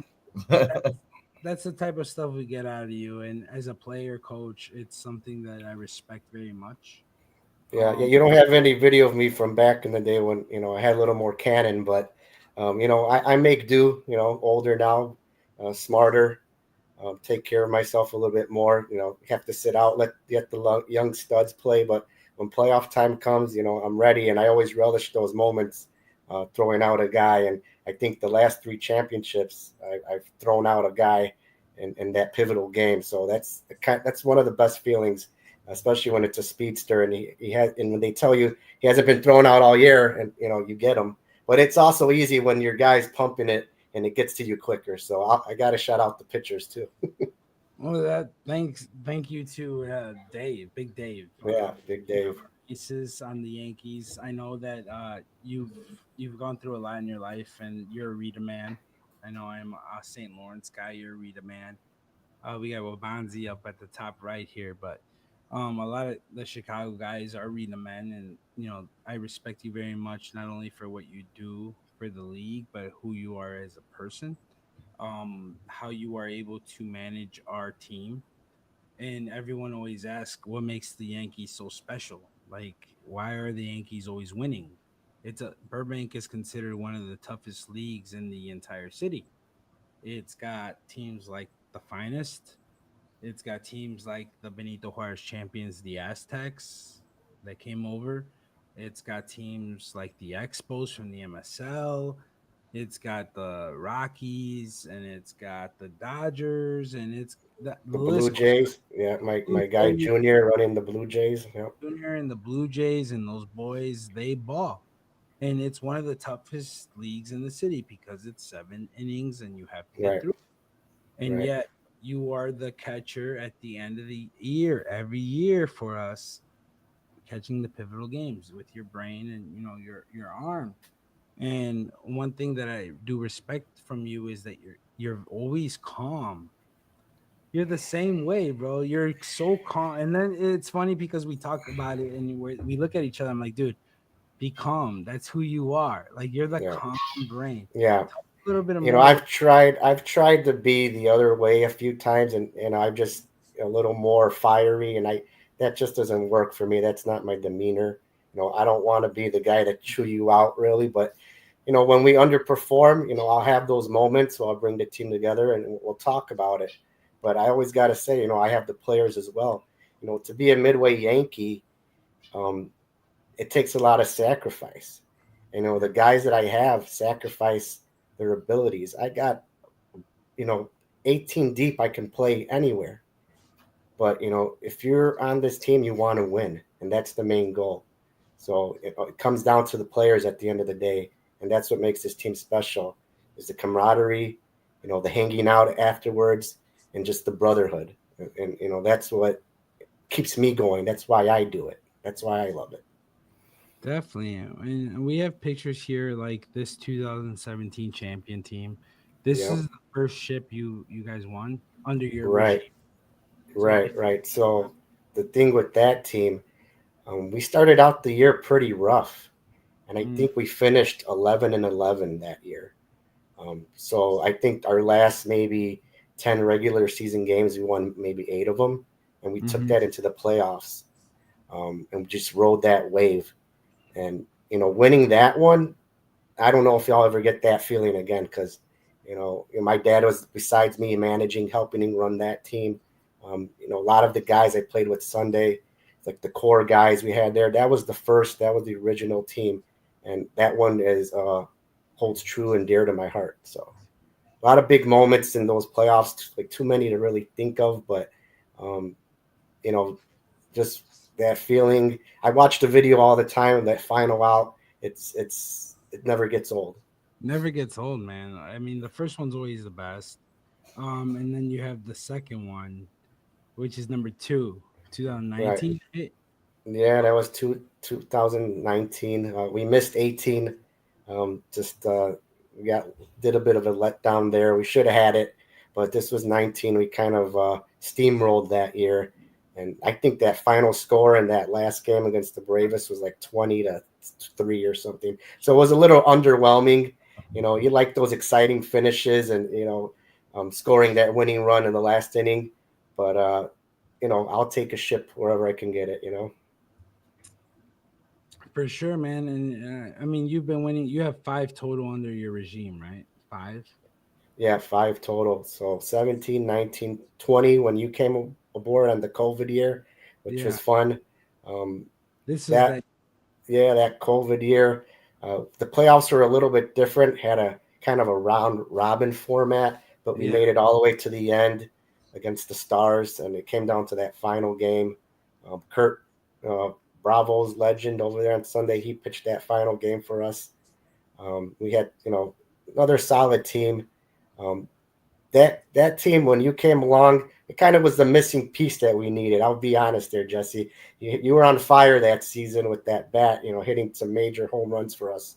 So, speaking of major home runs, I gotta show it. I know you. Yep. Show. Sorry, Yep. Steve. I gotta show this. Yeah, I wanted you to show this one. It was off, Steve. Yeah. So the year I joined them, I actually asked Steve. Quick story for those of you who don't know. I asked Steve the beginning of the year to play on the Stars, and I kind of got to know where Phil. George brought me to the Yankees. Ultimately, we're in game 3 of the championship, down 1. We had to beat the Stars to force a game 5, and Steve was on the bump. I got the bat, and we were tied with men at first and third, I think. And I have to show this because it's part of Yankee history. It's Yankee history. There you go. Yankee history in 2020, my first year with the Yankees, and I think I made a statement with this at bat. Let's go, Jesse. Be ready, kid. Be ready, kid. You know. Oh! Yes. So I cut it short. I didn't have to Yeah. say anything. He gave me a cookie cutter fastball, and I took it 450 deep. So we ended up winning that series and winning the championship the next game, and that's the story of the Yankees with me. 2020, we lost 2021, 2022. We lost to the Expos. Yeah. With guys I just mentioned, Mikey and Greg and those boys with the Expos, they took it. Then we came back in 2023 and 2024. Ryan joined us. I think, Ryan, you had joined us the year before, right? No, I mean, I was part of, I'm pretty sure 21 is when I came over, because the first 2 years, I think we didn't make the ship. I mean, I don't know if we made the next round of playoffs, and I can't remember specifically. You probably do better than I do, Al, but I think 21, 22 is when I came on the team. I don't think we advanced, and then 23, 24, those are the years that we won it. 21, we had that letdown against was it the Astros when we lost to Noah Kalan, and we had a dropped fly ball in center field. Oh, you're right. Now I remember. Yeah, Oh, that's so tough. Yeah, I remember that. That was yeah, tough. and then 22 we got knocked out by the Expos, and all those games were close. And I think we were just an arm or two short those seasons. We were Yeah. relying on a lot of our hitting, and it just wasn't there. And I think pitching is key in these leagues, pitching and defense, especially 7 inning games. And that's the cool thing about our league is it's 7 innings, and if you have 2-3 good pitchers, it becomes hard to win. But I've been doing this a long time. I know how to manage the rules over there, and in Burbank it's a little bit different. We can flex, we can put guys in the field, we can slot players. So a lot of people coming over don't really know the managing style there, but it's unique. And like I said, I've been doing it a long time. One of the guys. So I gotta take a quick break. I'm gonna have someone come in here for me real quick, Al. It's somebody that you might know. One of probably your best players. You ready to go? He's gonna take over my spot because I gotta go do something real quick. I'll give the show over to my boy Ricky. Take over. This is Rick, Jake Kell plays that music. Oh, hey, take what's over. going on, brother? What's going on, guys? How you doing? Good. You might have to get a little closer to the mic. Yeah, this is how we can you hear me now? Yeah, there you go. Yeah, we can see Just his beautiful earlier, so- face, no pores whatsoever. You look great. That's what matters. Hey, it's the hair, bro. You That's gotta get what a little bit longer, get that flow going. Yeah, this is the first year that we had Rick on the team. Al, I've played with Rick. I think the first time we played together was on the Elite. That was I think probably 2015, 16, somewhere around there. I think it was 10 years ago. Yeah, I think that's the first time I met you. Pretty similar to what you look like now, to be honest. Big guy, strong guy. You can hit the ball hard. I think they were still aluminum bat in the MSL at that point. I know. That was Yeah. time. They just got wooden bat, for the past few years. But me and Gunnar, we played on the Elite for a short stint. But I met Rick, and I've kind of seen him here and there. I've seen him at Benito Juarez. I've seen him in MSL. And then really happy that he came along for Burbank, and was able to hit some pretty important home runs. I will say, man. Hey, this season was a lot of fun. I'm just happy that you guys were able to bring me in and that I could help you guys win it. Like you're right. I got some great opportunities this year. Being in those spots, coming up big for the team, and being that guy that you guys were like, all right, let's ride on this guy. He wants to win with us. But you had to earn it. I will say the first couple of games, because we do all the videos, so we've had a couple of your at bats. And man, you were struggling at the beginning of the season, and not even struggling like striking out or anything. You were hitting piss missiles, but you're hitting them right to the guys. You're not supposed to do that, man. You got to find those gaps. So, that's the only way you struggled, man, was literally hitting it right to them. But you were still on it, and it took I think mid-season is when you started to really get confident. I think with a new team as well, you can come in and, you have guys that have been on the team. Al's been running the team for a long time. And that's something I wanted to kind of jump into first, Rick, was, what was the vibe that you felt of the Burbank Yankees, Midway Yankees, coming into the league for the first year, and what was that like, starting the year through the rest of it? So at first I felt like a little bit of an outsider because you guys are such a family. You guys hang out after the game, which is a big thing to keep teams around. In the men's league, I feel like the best teams are usually the guys that hang out a little bit after the game. There's a lot of guys that just kind of go their own way. We got families, we got all this stuff going on in our lives, jobs, whatever. But the dudes who spend that little bit of time outside of the game together, those are the guys that meshes like brothers, in my opinion. And that's a big thing that I think the Yankees have been so successful at over the years is you guys have become a family. The families come out there to hang out and watch the games. You guys stick around. It really helps build that bond what a really good men's league is about. That's the whole reason we're out there. We're out there to have that fun. We're out there to do stuff, to feel like kids again, Yeah. I think that's why we all show up. That makes the difference between people who really love the game and people who just show up because they've been playing baseball their entire lives. We've all seen guys come and go, some of the best players ever. There's these guys that play some AAA ball. They may come out for 1 year and then they're done. They love the game at one point, but they lost it.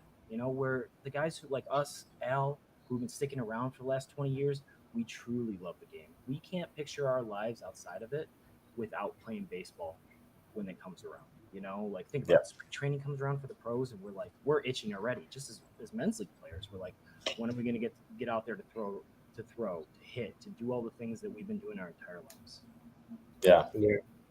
And that goes back way when my dad had the team. I can remember, going to those games and, watching those teams with my dad on there, and then hanging out afterwards and just sitting there, listening to them tell stories, all those memories, and then reliving them myself with my guys. It's pretty special, and we've been doing this so long. I don't know if I could ever give it up, but 100%. Like, honestly, I'll be telling my kids, grandkids, everything about this stuff. And the lucky thing about us is we grew up in a generation where we have something like this, a podcast. We can leave a legacy. Like when we hear about our parents, our uncles, whoever talk about baseball, they just tell stories. There's like, well, where's the pictures? Where's the videos? And they've stretched those stories pretty damn thin. There's a guy that I love. His name's Chris Sack. He talks about this podcast that he started. It's called No Permanent Record, because technology is changing how we view everything nowadays. Like, we'll be able to show our kids from the moment that they grow up. We'll be able to show our game from the moment that we've been playing our entire lives. Yeah. And people will know who we are in this men's league way past the time that we're done. Be like, those are the guys that kept this game going for us, And something like this is a big thing to get the youth involved, because everything's so digital. So you got to show them, like, hey, this is out there. When you're done playing high school, you're done playing college, if you want to come out on a Sunday, have a good time with a bunch of guys that, want to be out here too, come play men's league baseball, And I think that's why we all keep showing up, because we just love it that much. Hopefully we can share it with other people. Yeah, I already see it on Instagram. I mean, I already see there's 11-year-old kids with, 5,000 followers, and they're already documenting, my road to the MLB. I'm like, dude, you're 11 years old. And he's already has an Instagram, 5,000 followers. But it's just, yeah, like you said, putting it on, if that's what you want to do, putting it online, doing something every day towards it, just like you're working out every day or getting the cages every day. Same thing, you do a couple posts if that's your MO. And but that's the beauty of it. I mean, I know that for sure when I have a son and he starts playing ball, I'm going to keep his stats, from if his first game till the time, he's 18 years old. And then I can give him to the White Sox scout and I can say, hey, his lifetime batting average is 600. It might be, he was years old, but miles an hour. We got him up to 87 in 3 years. You right? Plan, talk to Vega Baseball. Like, cool stuff. Like, stuff that we didn't have. Think, when I go to the cages now, we're at DBAT today practicing. I'm sitting there watching somebody who's probably 7, 8, perfect mechanically sound swing. He doesn't have the strength yet to put the ball where he needs to, but like I'm sitting there watching the swing, like I didn't see 7-year-olds doing that kind of stuff. Like the fact that we can share knowledge through this kind of stuff, really learn the game. Like I've spent my entire life, like I'm not a young buck anymore. I wish I was. I'm gonna be 34 this year, but like they're still young, man. Young enough. I don't wake out of bed every day and go, oh, I can't do this today, But like I will always continue to learn. That's the biggest thing. Every single game, every time I practice, I'm sitting there like, how can I make myself better? How can I make myself look like the pros? Because that's all our goal is. How can I make it look super easy? And teaching kids that kind of stuff that nobody told me that. Nobody told me. Go ahead. It's crazy now. Like George, our second baseman, George Negrete, has been on the team for a while. He's one of the 5-timers. There's a few of us. I'll shout them out. So Isra, George, Joey, Brian, Fern, Manny, all those guys been with us for all those 5 championships. But George, working with him, we have a 12U team now, and just seeing the drills that we're doing, and the running and all that. I never did that as a kid. So these kids are just getting better and better and better. And that's what I tell my son. Like, if this is what you want to do, you're going to have to work your tail off, because the stuff that's out there that you can use and all the resources, it's just crazy. If you want to become great or better, there's no excuse to it, because you have everything at your fingertips. Exactly. But Yeah, at the same time, you also need that mentor, and that's where like somebody like Ryan, somebody like yourself, Al, that comes into play and like can tell a kid, because it's not always as simple as watching a video. I think somebody needs to tell you like, hey, you're doing this wrong. Have you ever thought about this? That's why like every player talks about that one day that something clicks in their mind.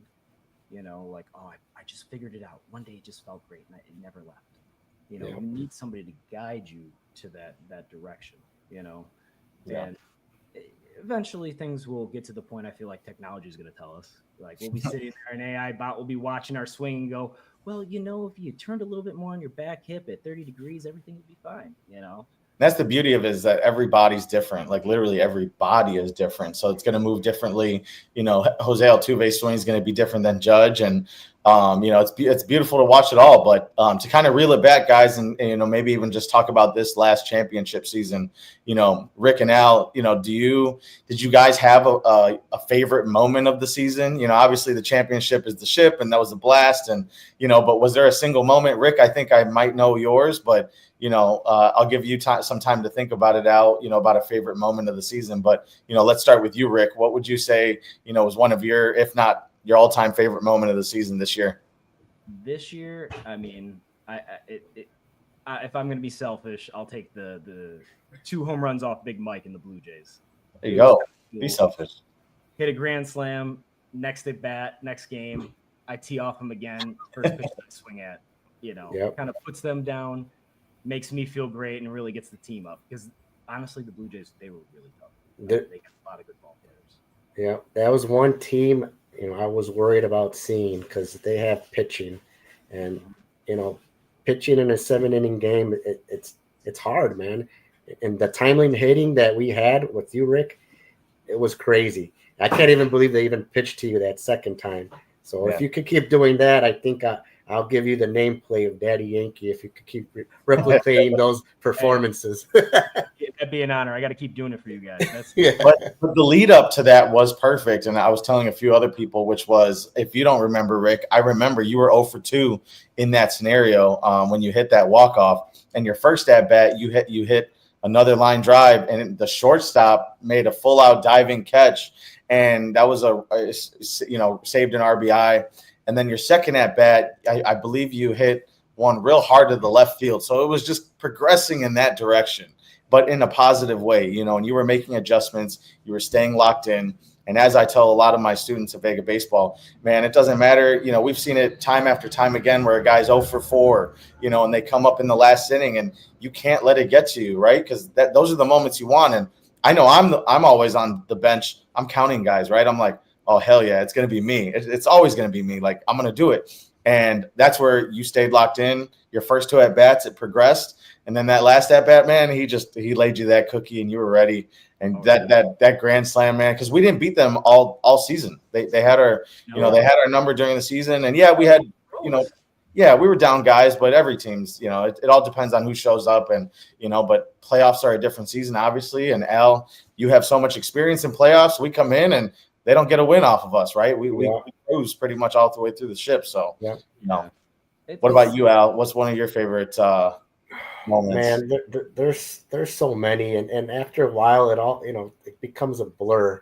But I think probably that last game against the Aztecs, just being behind the plate for the final outs, it's always special.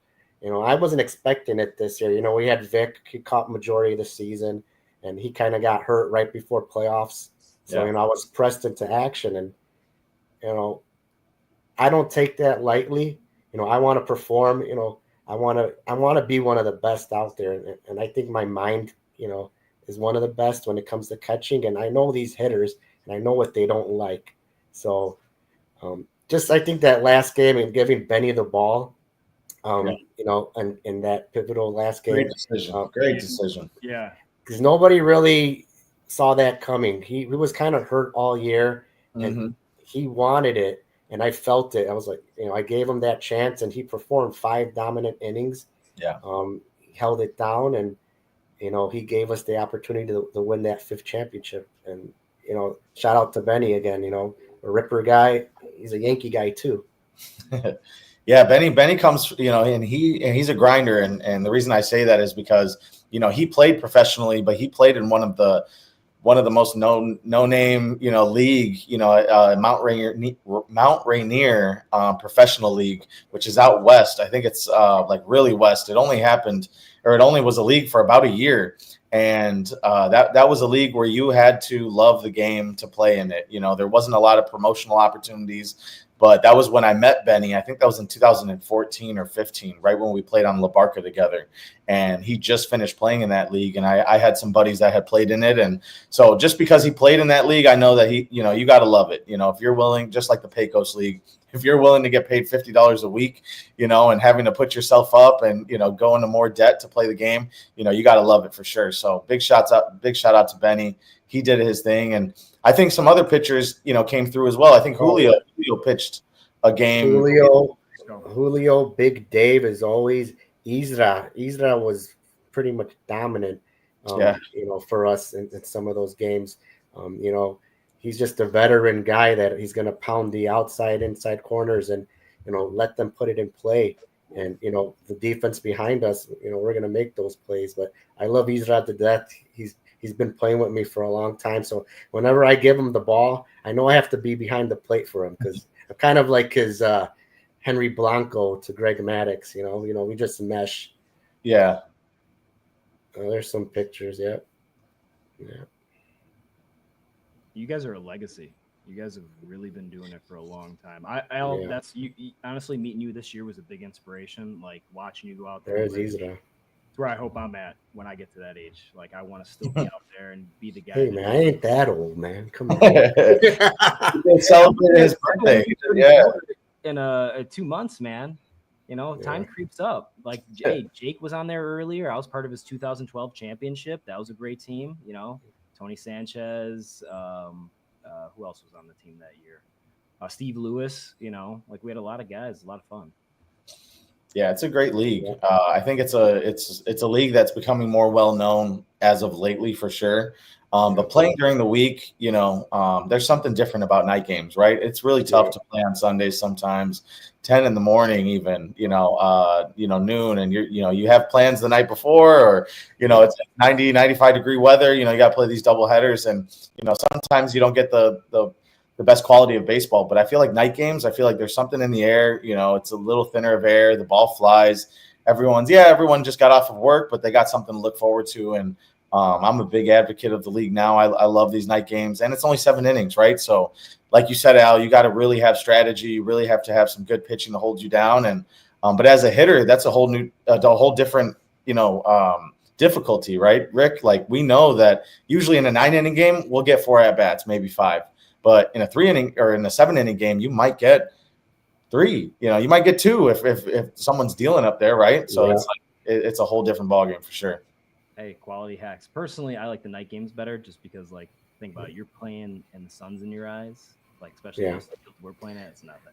The only bad thing about the night games is getting home at 2 a.m. Yeah. You're talking about, hanging out after the game. Yeah. But, we get through work just fine. It's the same thing like showing up on Sunday half hungover. Yeah. I didn't expect to pitch 9 innings hungover after St. Patrick's Day, and it's 100 degrees, but we'll get it done. We'll get that done. Yeah, and we have a whole team as well that they play in so many different leagues. We're all ready, when the season starts, right? We really don't do too many practices or anything along those lines, if any, unless you guys aren't inviting me to those. Because I haven't gotten any of these texts. No. But well, I know you guys are working and on other teams, and really don't feel the need to have practices every weekend or whatnot. I trust my players. I know the type of players I have, and I know they're working, and we're ready to hit the field. It just comes together, and we're a unit, man. We're gonna be there. We're gonna compete no matter who's out there. Absolutely. Okay. Stay in shape and just play your game. The child's game we've all been doing our entire lives. Just got to show up on one day a week and do it. Sometimes 3, 5, or 6 for Ryan. Yeah. It's I too think many, Ryan man. cutting it down, right? Oh man, but like I said, the night games, it's so much easier. You go after work, and we still hang out, after the game as much as we can. But no, big advocate of the league. I mean, I would love for Sam, to Yeah. keep doing what he's doing, and I think he was supposed to hop on here. I don't know. Yeah, if shout out to Sammy Pashka. He's under the weather, but I wanted to show love to him. The president of the league. He's been doing it since I think like 2013 or so. It's been a while now, but he keeps this league together. He runs the meetings. If it wasn't for him, we probably wouldn't be out here in Burbank playing. And then another shout out to Junior, who runs the Blue Jays. He's kind of our field maintenance guy, and those days when it's rainy, he's out there and he's fixing the fields. And there's been many times where if it wasn't for him, we wouldn't get games in. But those are two guys that help keep this league alive. And are those the two fields that we're sticking with this year as well? I don't know about the league if they're ever expanding, but what does that look like? So it's usually Burbank or Oak Lawn. We'll still have those fields, and of course, we'll play at St. Ignatius when we play the Finest, twice a year or whatnot. But don't know if there's any other fields we're looking at, a possibility, but we're pretty much sticking with those. The home run comes into play. I love those fields, especially at Burbank. People don't like it. They say it's small. I think it's just right. Because you really don't see that many homers, to be honest. Yeah. You might, during the regular season, you get a wind blowing one here or there. But when playoff time comes, always seems like that wind's blowing in, and you don't have really too many cheapies. Yeah, you still have to tag a ball. Yeah, you still gotta hit it. They don't sneak out that well. No. Like if it was that easy, you'd have guys hitting 30 home runs in a season, and nobody does that. You don't really get that. Yeah. So Al, out of all the championships that you've been a part of already, just in that league alone, is there one that sticks out more than the others? I mean, I know the first one, like you mentioned earlier, was really hard to pull across the line. But is there anyone in particular that was like, man, this was just an onslaught? It was really, really tough. I think the more and more you win, the harder it gets because you get that target on your back. Yeah. The one that I really like, and this wasn't a championship series, but it was a semifinal matchup, and this was last year against the Finest. That was a battle. Yeah. I think game one, we barely snuck out of there with the win. Yeah. Kurt pitching. Mm-hmm. I don't know if that was game one or game two. I think we lost game one. See, it becomes a blur, but I know Kurt won the first game for us. And it was a 3-game series. So then we went back to Burbank for game 3, and we were losing that game. It was like, at one point, 7-3, and we're down in the 6th inning. Yeah. And we came back and won that game. Our pitching wasn't there. I had Big Dave start. He held it down for 4 innings. I think I brought in Tyler, who's no longer with us, and he struggled. And they hit a couple homers off him, and then Mark struggled. But we came back and won that game. Angelo Luna, who's playing D2 down in Georgia right now, shout out to him. He came through huge and hit the go-ahead home run for us, I think, in that last inning. Yeah. And then Benny came in again, and he held it down in that last inning against the Finest. And that was one of the toughest series I think that I've been a part of in this my whole time here.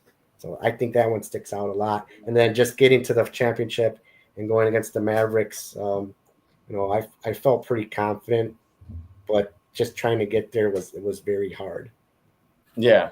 I characterized it like the World Series this year. Like, I think, not saying the Yankees, they walked all over the Yankees, in the MLB, but they kind of did, right? So that's why I compare it to our series against the Finest, because once we beat them and how intense that series was, we knew that we were going to win. We knew that we were taking it on, no slight to the Mavs team, but after beating the Finest in that fashion, because you're right, we did lose the first game. We played at Ignatius game 2, and Kurt, I think he won it like 2-1 or something. It was Kurt pitched the whole game at that field. We won 2-1, so we just won by 1. They had their usual starter, that short guy, and then but yeah, game 3 we came in, we were losing. Julio came in; he was a part of that team for the first time last year. I remember he scored me. I think I was almost the tying run, and then Angelo comes in. You know, he's a younger kid. Don't get me wrong; he can ball, but as we know with younger kids, they just don't have the experience sometimes, and sometimes the moment gets them. But no, he showed up, and you know, everyone heard the crack of the bat, and we knew it was gone. And man, it was nuts. We sealed the deal, and then the rest is history from there. But yeah, I know exactly what you're talking about. That was a great series.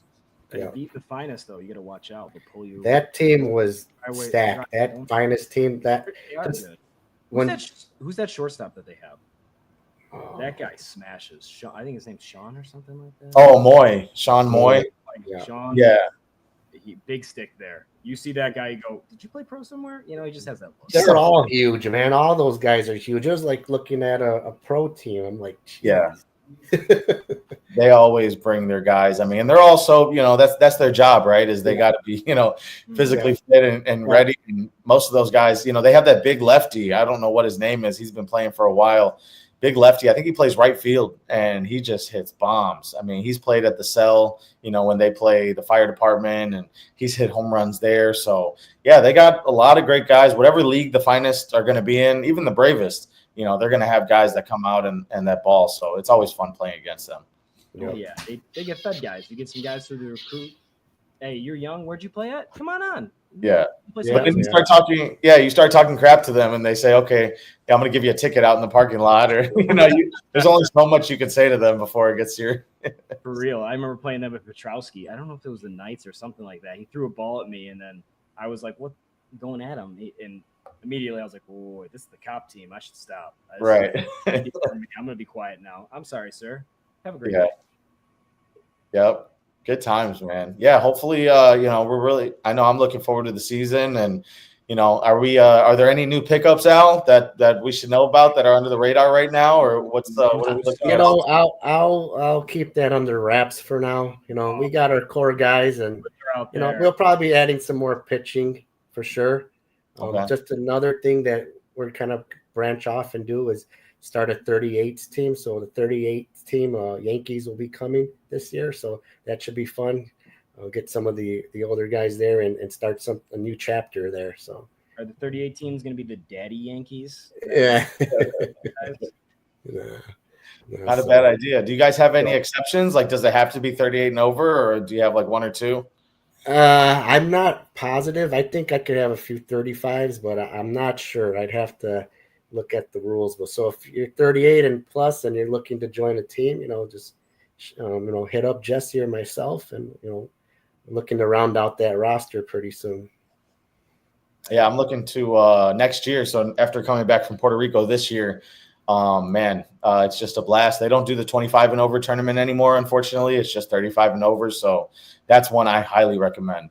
They let professional Puerto Rican players play in that tournament, you know, so you're going to see some good talent, but at the same time, I mean, also a great vacation. So I'm telling you, Rick, come on, come along next year. I got Tony Sanchez too. He's coming over. I'm gonna get Dave Arnold. We're gonna put together a team next year for sure. That's a squad right there. I'm down for that. I'm a big owner for the Arizona leagues. I think that's the best. You go down there in October when it starts getting a little chilly around here. It's still like 90 out there. Pro fields, tons of fun. Downtown Scottsdale. I wish Jake was still on here right now. We could tell times for a long time there. You know, I love karaoke. Got to do that a little bit. You know, my voice is Martin, but you know, it's all right. Good stuff. Good stuff. What's Jesse up to? First of all, let's bring him back on the show. I have my team's up. I want to make sure that we're just staying on track. Absolutely. But I see all the trophies behind you, Al. Is that all from the Midway? Yeah, that's all. Yep, that's all from Burbank. So I had to put them out, dust them off a little bit. There it is. Oh, Rick. MVP Rick Gazaric, who's on the show. White Castle season just around the corner. I know that every championship we have, but Ricky, who was just on the show, for those who don't know, is one of our best players. I think he's one of our best hitters. He keeps the team. So Ryan is one of our guys that keeps the team together on the field. I think he's a leader on the field. When it comes to hitting, I think it's Rick. I think he's the guy. Like he's the one that keeps the motor going, energy going. Ryan's more. He's more of like I'm gonna do what's best for the team. Like I'm a bunt, I'm a hit and run, I'm gonna get on base. Rick's the guy that's like I'm going for the fences, and Yeah. then Yeah, for sure. like he's the guy like I'm gonna put a bomb out, and if I strike out, I don't care. Like, and that's I great. think there's been a few times where I told him, hey, take it easy or shorten that swing. And the guy goes and hits a freaking bomb. So I'm like, okay, I'm just going to shut up now. Wish we could show it. Exactly. Actually, This is our recent championship team. This is number 5 for you, Al. We have Sammy right next to you. Sam Pashka. I do want to give him a shout out. Sam Pashka is one of, if not one of the most important people in men's baseball right now. For those that don't know, he's right next to L to the left of the trophy. Without this man, I don't think we have many leagues right now. Sam Pashka's been around for damn near 30, 40 years. He runs the Roy Hobbs 18s, 24s, 38s, 45s, 65s, and I think that's it. He's been running the South Side of Chicago men's baseball for many years. Great guy, knows his baseball. He is a Hall of Famer in the Roy Hobbs League. For those of you men's baseball players like the Azteca, the Blue Island, MSL, the Roy Hobbs League is very, very popular. It is probably the number one men's baseball organization in the country, and he runs it for the Chicago South Side.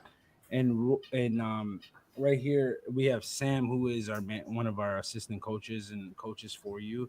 Runs the 45 Colts out of the Blue Island. I think he's also in the 45s and the 35s and the Roy Hobbs. He has helped you tremendously, and Sam is one of those guys that I see every day at the ballpark, and he loves baseball. He's one of me. He's one of our guys.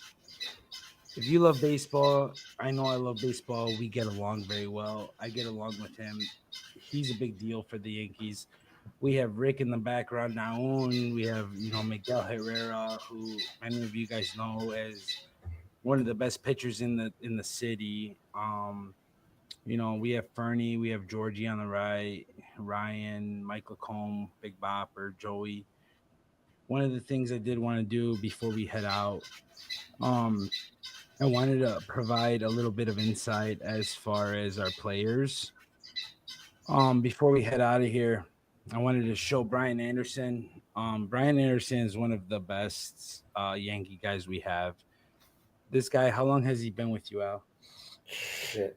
I've known Brian since he was, 15, 14 years old and playing Sunday ball in the Azteca League. When he was old enough to come over, I brought him over to Burbank, probably 2015-ish. Yeah. He's one of my guys. He's been playing with me for a long time. He's kind of does whatever you need him to do, right? You need him to play short one day because Ryan's not there. He's doing it. You need him to pitch 4 shutout innings. He's doing it. You need him to throw him in the outfield. He's doing it. And, the guy's a consistent bat in that lineup. And he comes up with some clutch hits and just all around great guy, and the athletic trainer or yeah, if you need him to pull out your finger after getting dislocated, he can do that as well, and that's what he did to me this season. So shout out B. It's like my karaoke, Ryan. Don't ask me. Rick tried to pull out my dislocated finger 5 times, didn't work. Brian takes it, Brian, and just fixes it right away. And he does his stuff out in closer to Pilsen area. He does some rehab over there, and he does cupping and some shoulder rehab. So I highly recommend, if anyone needs any work done or some rehab in the off season, highly recommend going to B. Yeah, Brian's a great guy. He's a great hitter. He's one of our, mainstays with the Yankees. Moving on with the Yankees, we got a little time left. I want to show the Negrate family some love. There is George with his cousin, his brother, his dad. One one of the things is that boy, big boy right there in the middle, that pit bull is the father of my youngest pit bull, Gotti. That's his dad. So I just want to give him a shout out. I want to put him right there. That I own his son. That pit bull right there in the middle, the beautiful boy. I have his son. That's the dad to my son. So the Negrata family, we are connected. George is actually the guy that got me onto the Yankees. Al, Yeah, right. after Stevie, I know you're watching, denied me, and I went deep on you. I ended up going to the Yankees because of Negrate. George, Yeah, he brought me on, and the rest is history. That family means a lot to the Yankees. They do a lot yeah, for the Yankees. They are great people, great human beings. I know George's dad is a wonderful person to me. He's been nothing but great and love for me. Like I said, he gave me one of his puppies, which I have and is part of my family. So I did definitely want to give the Negrate family some yeah, love. I know that they hold, big piece of your heart, Al. yeah, yeah. George, Jr. Yeah. They're great guys. I can't say anything more than that. George says he's going to hang it up. I'll believe it when I see George, it. watching you coming back. Yeah, There's right. no way. Get over here, But George. George You is doing George. he's doing big things with the 12U Scorpions, man. That's you know he's getting Midway. those guys ready for the season, and I'm helping with that as well, helping manage. So something new for myself, and he's showing me a lot. He's showing me how to be a teacher. That's what I always said. It's easy to coach and manage a Yeah, game. When you have ball players, but it's hard to teach the game. true. That's what I'm learning from George, and he's a great guy. Can't say much else about him. He's always been a cog at the top of the order for us. When he goes, we go, right? That's kind of what I say. So if he really is retiring, that's going to be a huge piece to replace. Let's talk about this guy. I know George. I miss you, George. You better come back, bro. You gotta be some a defender for Benny here that's watching. Benny's one of our best pitchers here. But let's talk about another big picture that we have is this guy, Oh, Big that's Dave. the big Dave. Yeah, the Big big Dave. unit Dave. Talk to So, me about Big Dave. What does Big Dave bring to the table that people don't realize? man, I don't think a lot of people know about this guy, to be honest. He came over to the Yankees. I think a guy that used to play with us, Mike Ritchie, brought him over way Yeah. back when. And when Dave joined us, he was a thrower, man. He just threw hard, And then over the years, I don't like to take too much credit, but he learned how to pitch. He developed that nasty slider, learned how to control it, has a good 12-6 when he needs to use it, and he's just a gamer, man. Dave's awesome. 44 years old, and he's still hanging out with the best of them, the young 20-year-olds, 18-year-old kids, and he's competing, man. He's just one of the best. I know that you don't like to face him, Jess. I know there was a few years when he was with the Bravest, and we had to go against him, and those games weren't fun. But So Dave found his way back home, and we won 2 championships since he's come back. So Dave was one of those guys that when I would face, and I think of myself as a very good hitter. I think I'm an intelligent, good hitter. I might not be putting up the bombs that most guys do, but I know how to take you to 3-2 counts, get a single when I need it in certain situations. And one of the toughest pitchers that I have faced was Dave. Dave has a nasty slider, is gonna jam any lefty, go away from a righty, mess you up at the plate. And I kept asking you, I was like, Al, why is he against us? You keep saying he's a Yankee. I'm like, he's Yeah, bravest. He keeps killing us. And then eventually he joined the Yankees, and we haven't lost since. And this yeah. guy is a beast. And I'll just give you. You ready, kid? So sorry, that one was already shown. I want to show that one again. I guess. Yeah, I mean, you're just Yeah, showing yourself, man. You're just trying to show everyone. Yeah, I want to show this one. This is Big Dave. 2023 last out with Al catching.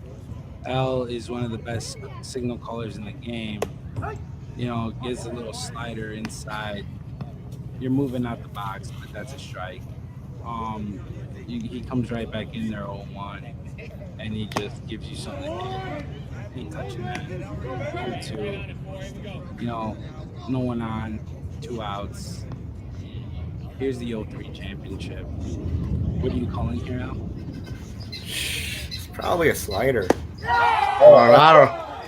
is that gas? I don't know. Yeah, we won 2 sliders before that, so Yeah, he went gas right there. So.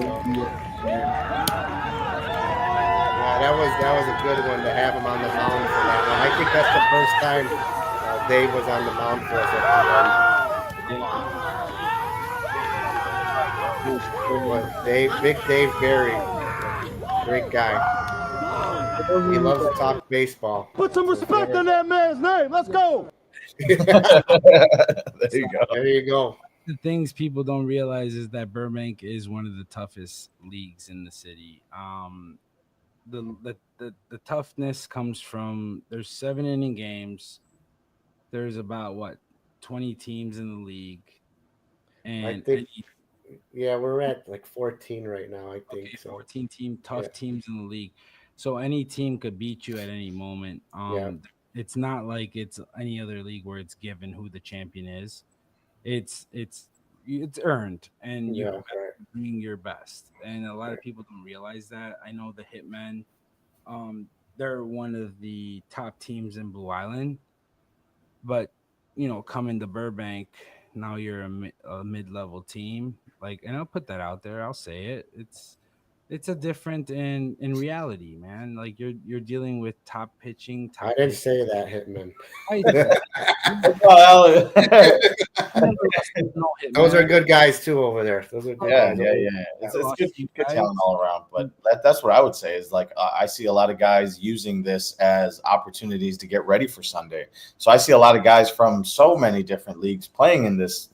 So you do get a lot of talent because even on Sundays. A lot of times guys have stuff to do. People have lives, that people are getting married, it's tough to get out to all those Sunday league games. So I see the biggest turnout, during the week, surprisingly enough. And but no, I mean, I think mid-level tier is accurate when they play us, you know what I'm saying? They're great, there's a lot of other, competitive teams in the league, but as we know, playoffs, it becomes a different season, but it's fun during the season. It's a lot of competition. And then you get to play on Saturdays sometimes and, go out to Crestwood and play at Windy City. And those are fun games to be a part of. Yeah, I mean, we get the Windy City game, I think, every year, and this is a picture of us at, Ozinga. I personally, as a ball player, I've played at every field. I know a lot of the guys that watch this show or, play in other leagues haven't, or they might play only once a year. It's cool. I mean, personally, myself, I don't like playing at Ozinga. I think the wind blows crazy. I think the field plays big. I think there's a lot of things that could go wrong there. Yeah. To each his own. The field plays big. Hit it farther, man. No, it's not so much big as hitting it far, but it's big as far as in your infield. Like your shortstop is a longer range. Your third baseman. Where the lines are, you're right. And that's why I tell a lot of people, especially like at Heritage as well, those lines are so inaccurate. You can't play where those lines are at because that's then I'm in left field, so you always got to measure it out. You have to get a feel of the field so that when you go to those turf fields, you know where to play. But yeah, you're absolutely right. It's way over calculated, but I think a lot of turf fields are. So you gotta have a good field awareness. I think that's I mean, to each his own. If you like to play there, I've played there a million times with the Woodpeckers and the 35s. That was our home field. I mean, I got tired of it, just playing there. It's good for a once a year thing, and and the thing is with me, I know Ryan, you might have a different outlook of it, and this is why we're together here because we have different looks. Me personally, my favorite is to play in front of fans that are on like in my ear. Like I want a fan that's another, like for instance, when you play a Leon or when you play a Puerto, where they're in your ear talking shit, want you to fuck up or whatever it might be. And I love the feeling of proving someone wrong. I don't, to going into a batter's box with no one really in your ear, just playing the game. That's cool and everything. That's baseball. But to me, I'm over that. That was my like high school, college, career, whatever it was. to me now, I just love playing with people in my ear, like the fans. Like, you know what I mean? Like being part of, like, even at Burbank, there's a ton of fans. They're in your ear. They're talking, smack. Like, why didn't you hit that? Why didn't you do that? And you got guys that are pumping high 80s, low 90s. Like, let's give a shout out to Carlos Canelon, right? Um, Yeah. I think Tough. Yeah, we didn't beat him. we didn't beat him, but we beat him. Does that make Yeah. sense? Like he Yeah. just I think it might be muted. who? Oh, now you're not. I'm not muted, dog. I'm not muted. The thing is with Carlos Canelon is he's very good, right? But he like I had this conversation with him before, and I'll expose it a little bit. It's just he's playing on too many teams, right? As a pitcher, how many innings do you really have? Do you have innings for 4 or 5 multiple teams? At the end of the day, at the beginning, he's very good. And at the end, he was, kind of a little off. And I'll show it right here. Just me and him. And I love his surface pitches, right? Love it. Like, that's my favorite thing to do. Right here, it's championship. I think we're up only a couple runs. And he comes at me first pitch away. It's a ball. And I know everyone attacks me away, and that's fine. You can take me away all you want. He comes in again, away. Now I'm up 2-0, and I'm sitting there like, okay, you're hitting high 80s, mid 80s, maybe a 90 if you want to pump it, but he throws one right inside. Now we're 2-1, and this is championship. Nobody on, so we weren't doing much against them. I don't think we were. Throws me away again. Now I'm 3-1, and I'm sitting on a fastball. So like Carlos is gonna throw the fastball slider combination, and we all know it. And here he comes with the fastball, and he dots it. I should have swung, but I didn't. I'm gonna take him a little further in the count because in Burbank you can get the pinch runner. Now I'm 3-2, and I'm sitting something off speed, call time just to fuck with him because I know he's getting ball. I'm pretty adverse in Mexican baseball. Slider, see it right off the wall. Okay, I heard you lost 30 pounds. I'm expecting more doubles this year. Oh yeah, 33 pounds. The thing is, and you know what? I'll give you this: is Carlos did motivate me. Carlos is one of the best pitchers in the city. I think. Yeah, I'll tell you yeah. that. Yeah, for And sure. I don't deny it. I tell him to his face, and everybody in the city knows that if you want to win a championship, you're ultimately going to have to go through a Carlos, right? As a Right. hitter, he's on multiple teams, and the thing is, understanding the best and bringing your best is okay. And we're gonna see him again multiple times. I know, Ryan, you're gonna see him in multiple leagues. I'm gonna see him in multiple leagues. And guys, that's the top peak, right? You got the Miguels, you got the Carlos. You got a lot of these, like Aaron from Michoacan. People don't know about him yet, but they will. They're pumping. They're pumping, high 80s, Yeah. and that's what makes. Hernan, shout out to Hernan down in Mexico right now. Yeah. Mexican. Spain. Yeah, he's a Yankee, and coming around, and I think 2025 is going to be a season where every league is going to be very competitive. It's going to bring out the best in many people. And the Yankees, going back to the Yankees, is we have a guy that might be better than everybody, and I'll put it out there, and it's this kid that's in his prime. He should be drafted. I think me and UL, we talk about it. He should be drafted. This kid is amazing. Like I don't know how to you call it glazing. I call it respect. It's Angelo Luna. His dad was a longtime Yankee. Angelo's dad. He's a Yankee for life.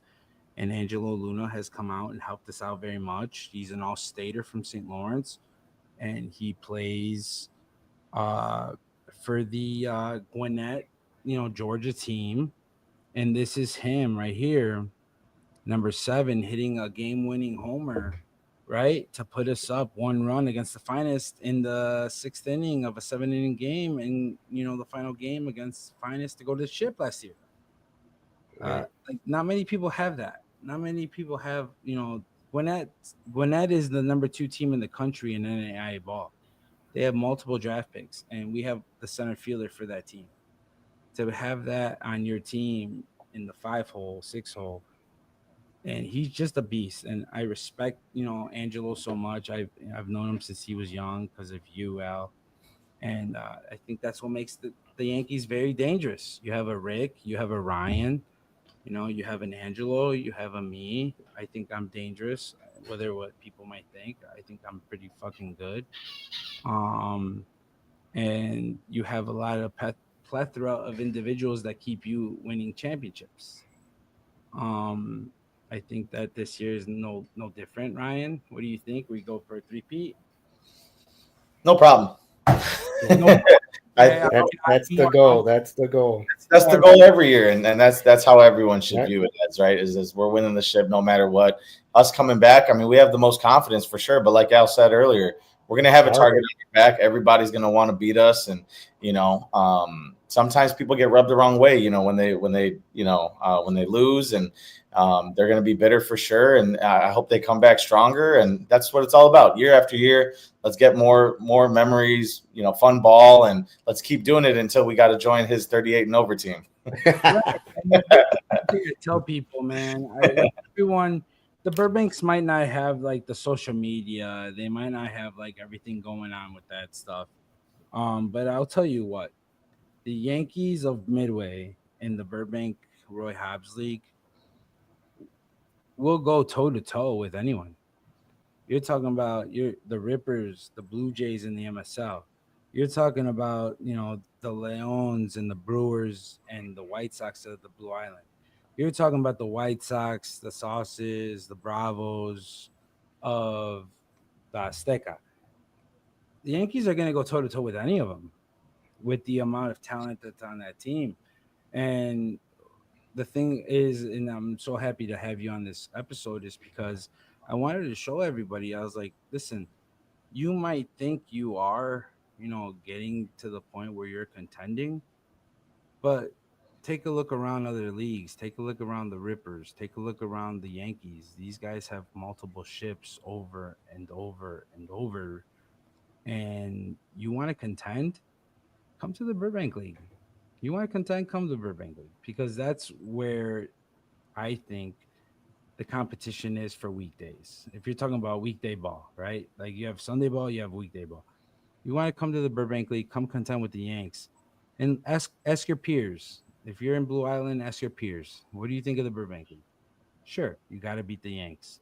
And I think that you're the head of it, Al. I think that you run it perfectly. I've learned a lot from you in the last couple of years, just being around you and how you run the team, and how very calm you are with the way you run things. And I think you get a lot of that from your dad.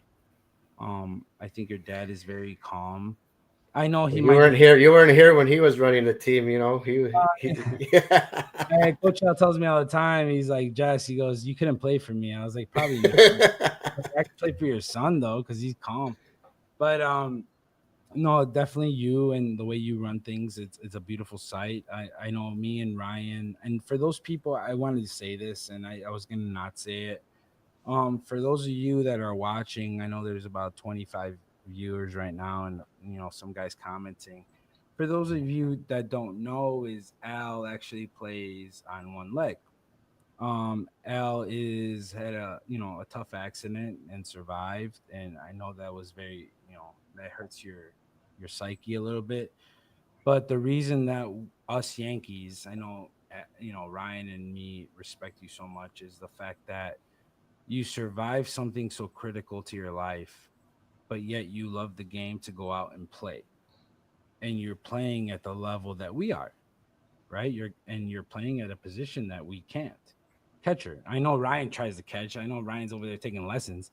I gave him his one shot, and I know. And I had a catcher, Jan, in it is such a tough game. I come in, right? I'm rubbing Bengay over my whole body. I'm sore. I'm just trying to hold it together. He's like, all right, you're pitching, you're catching this guy 91, 92. Yeah. I didn't do that well, but but then Big Dave comes in, and I still didn't do that well with him either. But that just shows you Al's skill and his knowledge of his players, because he comes in and he knows exactly how to call Dave. He knows how to catch. He knows where to position himself, and he was on death's doorstep. I feel like you were just sick, right, Al? Like you came back from. Yeah, I had gotten sick that one day and wasn't feeling too good, but sorry I couldn't do more. I toughed it up. Yeah, no, you came in and you handle business. Yeah. So, a lot of respect there. And like Jesse said, you're out there hanging with us. And I will say it doesn't, Al might not look like much, but he gets the ball down there, man. He's thrown out bowling before, from the Rippers. He's thrown out some speedy guys, just keeping it simple, just like you said, just from here and you're tossing, but it's an accurate throw every time. And you'll see a lot of young catchers. Yeah, they want to show it, pretty inaccurate, but Al's every time, man, it's on the money. So big shout out to you, man. Yeah. I'll just say, it's from people telling me they're hurting and things like that, and I look at them, I'm just like, hey, you can't give me that bullshit. I'm out here playing, with one, like you said, I don't like to talk about it a lot, but I got one leg, right, or one foot, but and I'm out there. See how what's crazy? I didn't know you didn't have a leg until like my second year. Like I didn't know, because like you were just playing and I was just like, wow, he's pretty good. And then we went ship 2020. We went to ship. It was cold, whatever. We're all wearing pants. The next year you come out in shorts, and like obviously I see you have my prosthetic, prosthetic mechanical leg, and I'm just like, what the fuck happened, Al? Did you get in an accident last year? Like I didn't see you. He goes, no, I've had this for like 4 years. And I was like, wait, you played last year with it? He goes, yeah. And for you to be out there. And so I preach one thing I preach to everybody is I love baseball. It's not so much like, yeah, I want to kick your ass if you're against me between the lines. Yes, I do want to kick your ass. But outside the lines, I respect everyone that plays the game of baseball within my means, right? It doesn't matter if it's my opponent or another league. I respect you because you love the game that I love. You're out here doing the same thing I'm doing at 38 that you're doing at 35. But you, when I met you, you're doing it in a level where if I were to get hurt, would I be out there? And I think about that all the time. I'm like, dude, would I be playing without a leg? And I always tell myself, fuck no. I was like, I would be crying about my leg the whole time. And you've seen you throw runners out, play the game, and you're catching at a high level.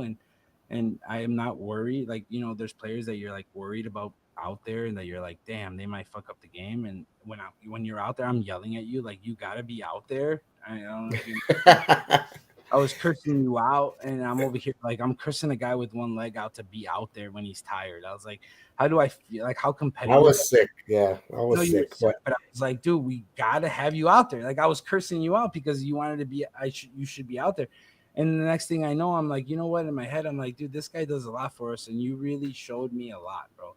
Like, now that we're bringing LaBarca back in with my dad, and I've been part of the Bravos and their manager style, and I've seen your manager style, and I've took all the good things from both, and the good things that you've provided me as an individual and as a human. It means a lot to me because I look up to you very much. I know that a lot of our players look up to you.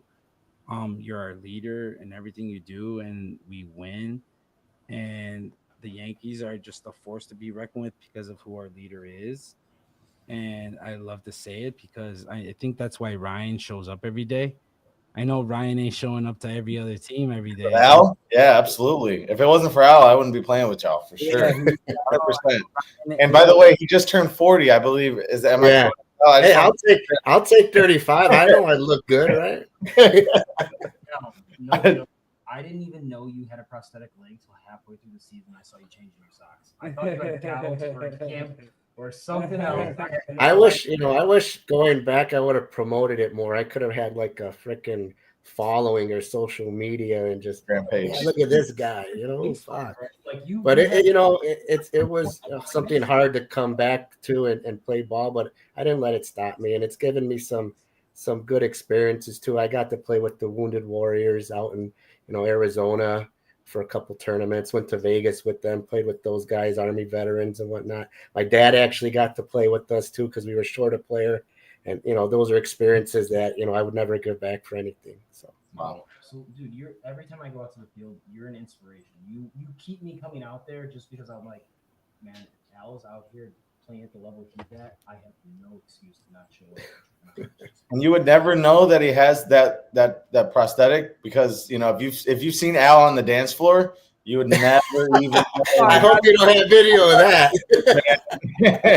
You never even know. Yeah. We got Oh, this is the dad. This is it. This time he's not taking off the gear. There you go. I learned that move from my cousin.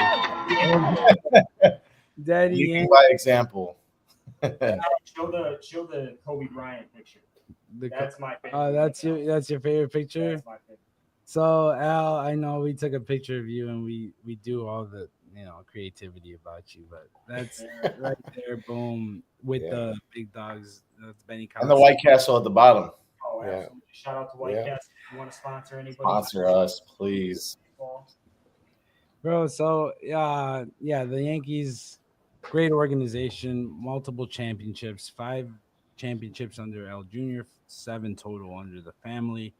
We're chasing number 8, number 3 in a row. We're chasing chasing 3 in a row. We're chasing 3 in a row with some competition that's coming. I know the Expos are bringing their best. I know a couple other teams that are coming. The Giants are joining the league. We're gonna have some good competition going forward, but obviously we are not scared.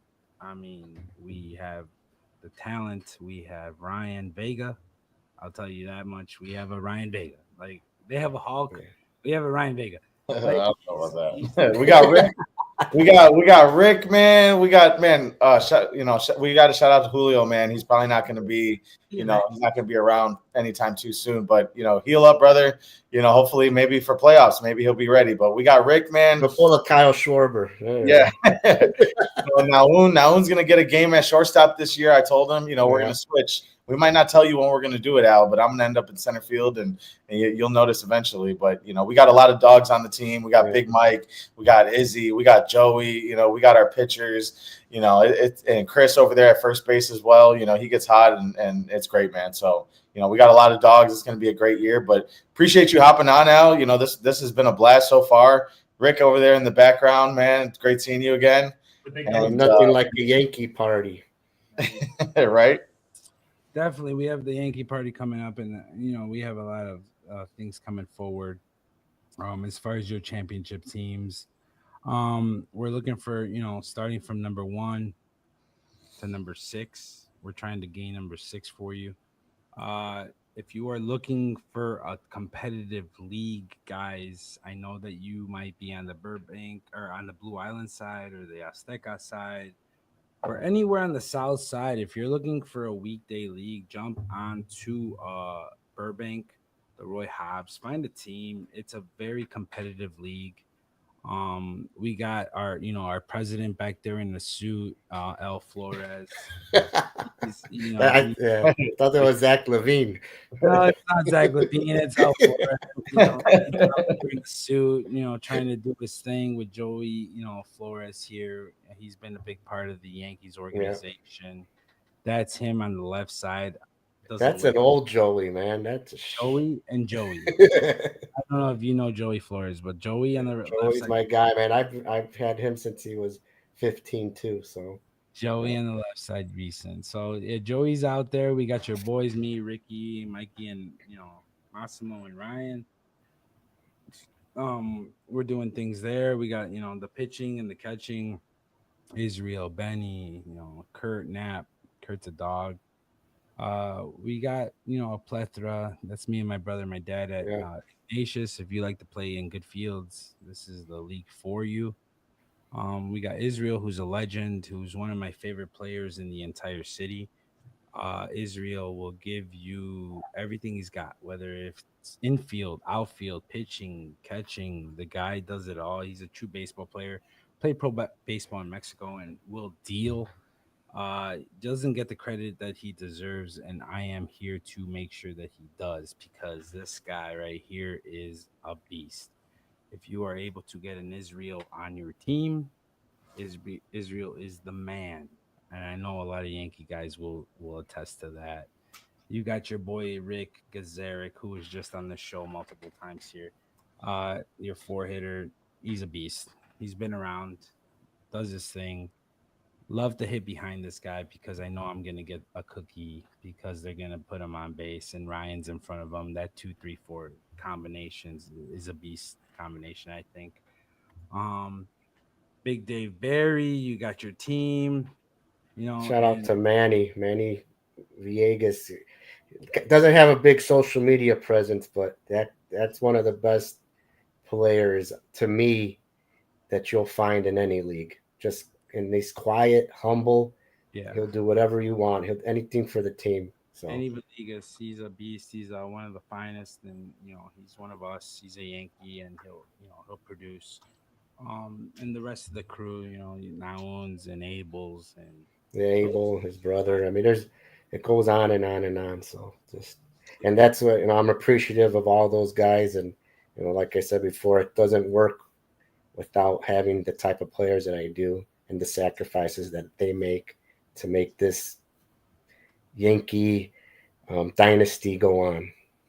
for sure, man. And I'm glad to have you on today. I know we're up on time. It's almost over 2 hours and 30 minutes. It's probably a fun show. Yeah. I got to get ready for work, man. Yeah, for real. Episode possible. I know we had two of the best teams in the city, the Rippers, the Yankees. For you guys watching at home, I just want to say thank you for joining us. Next week we are off.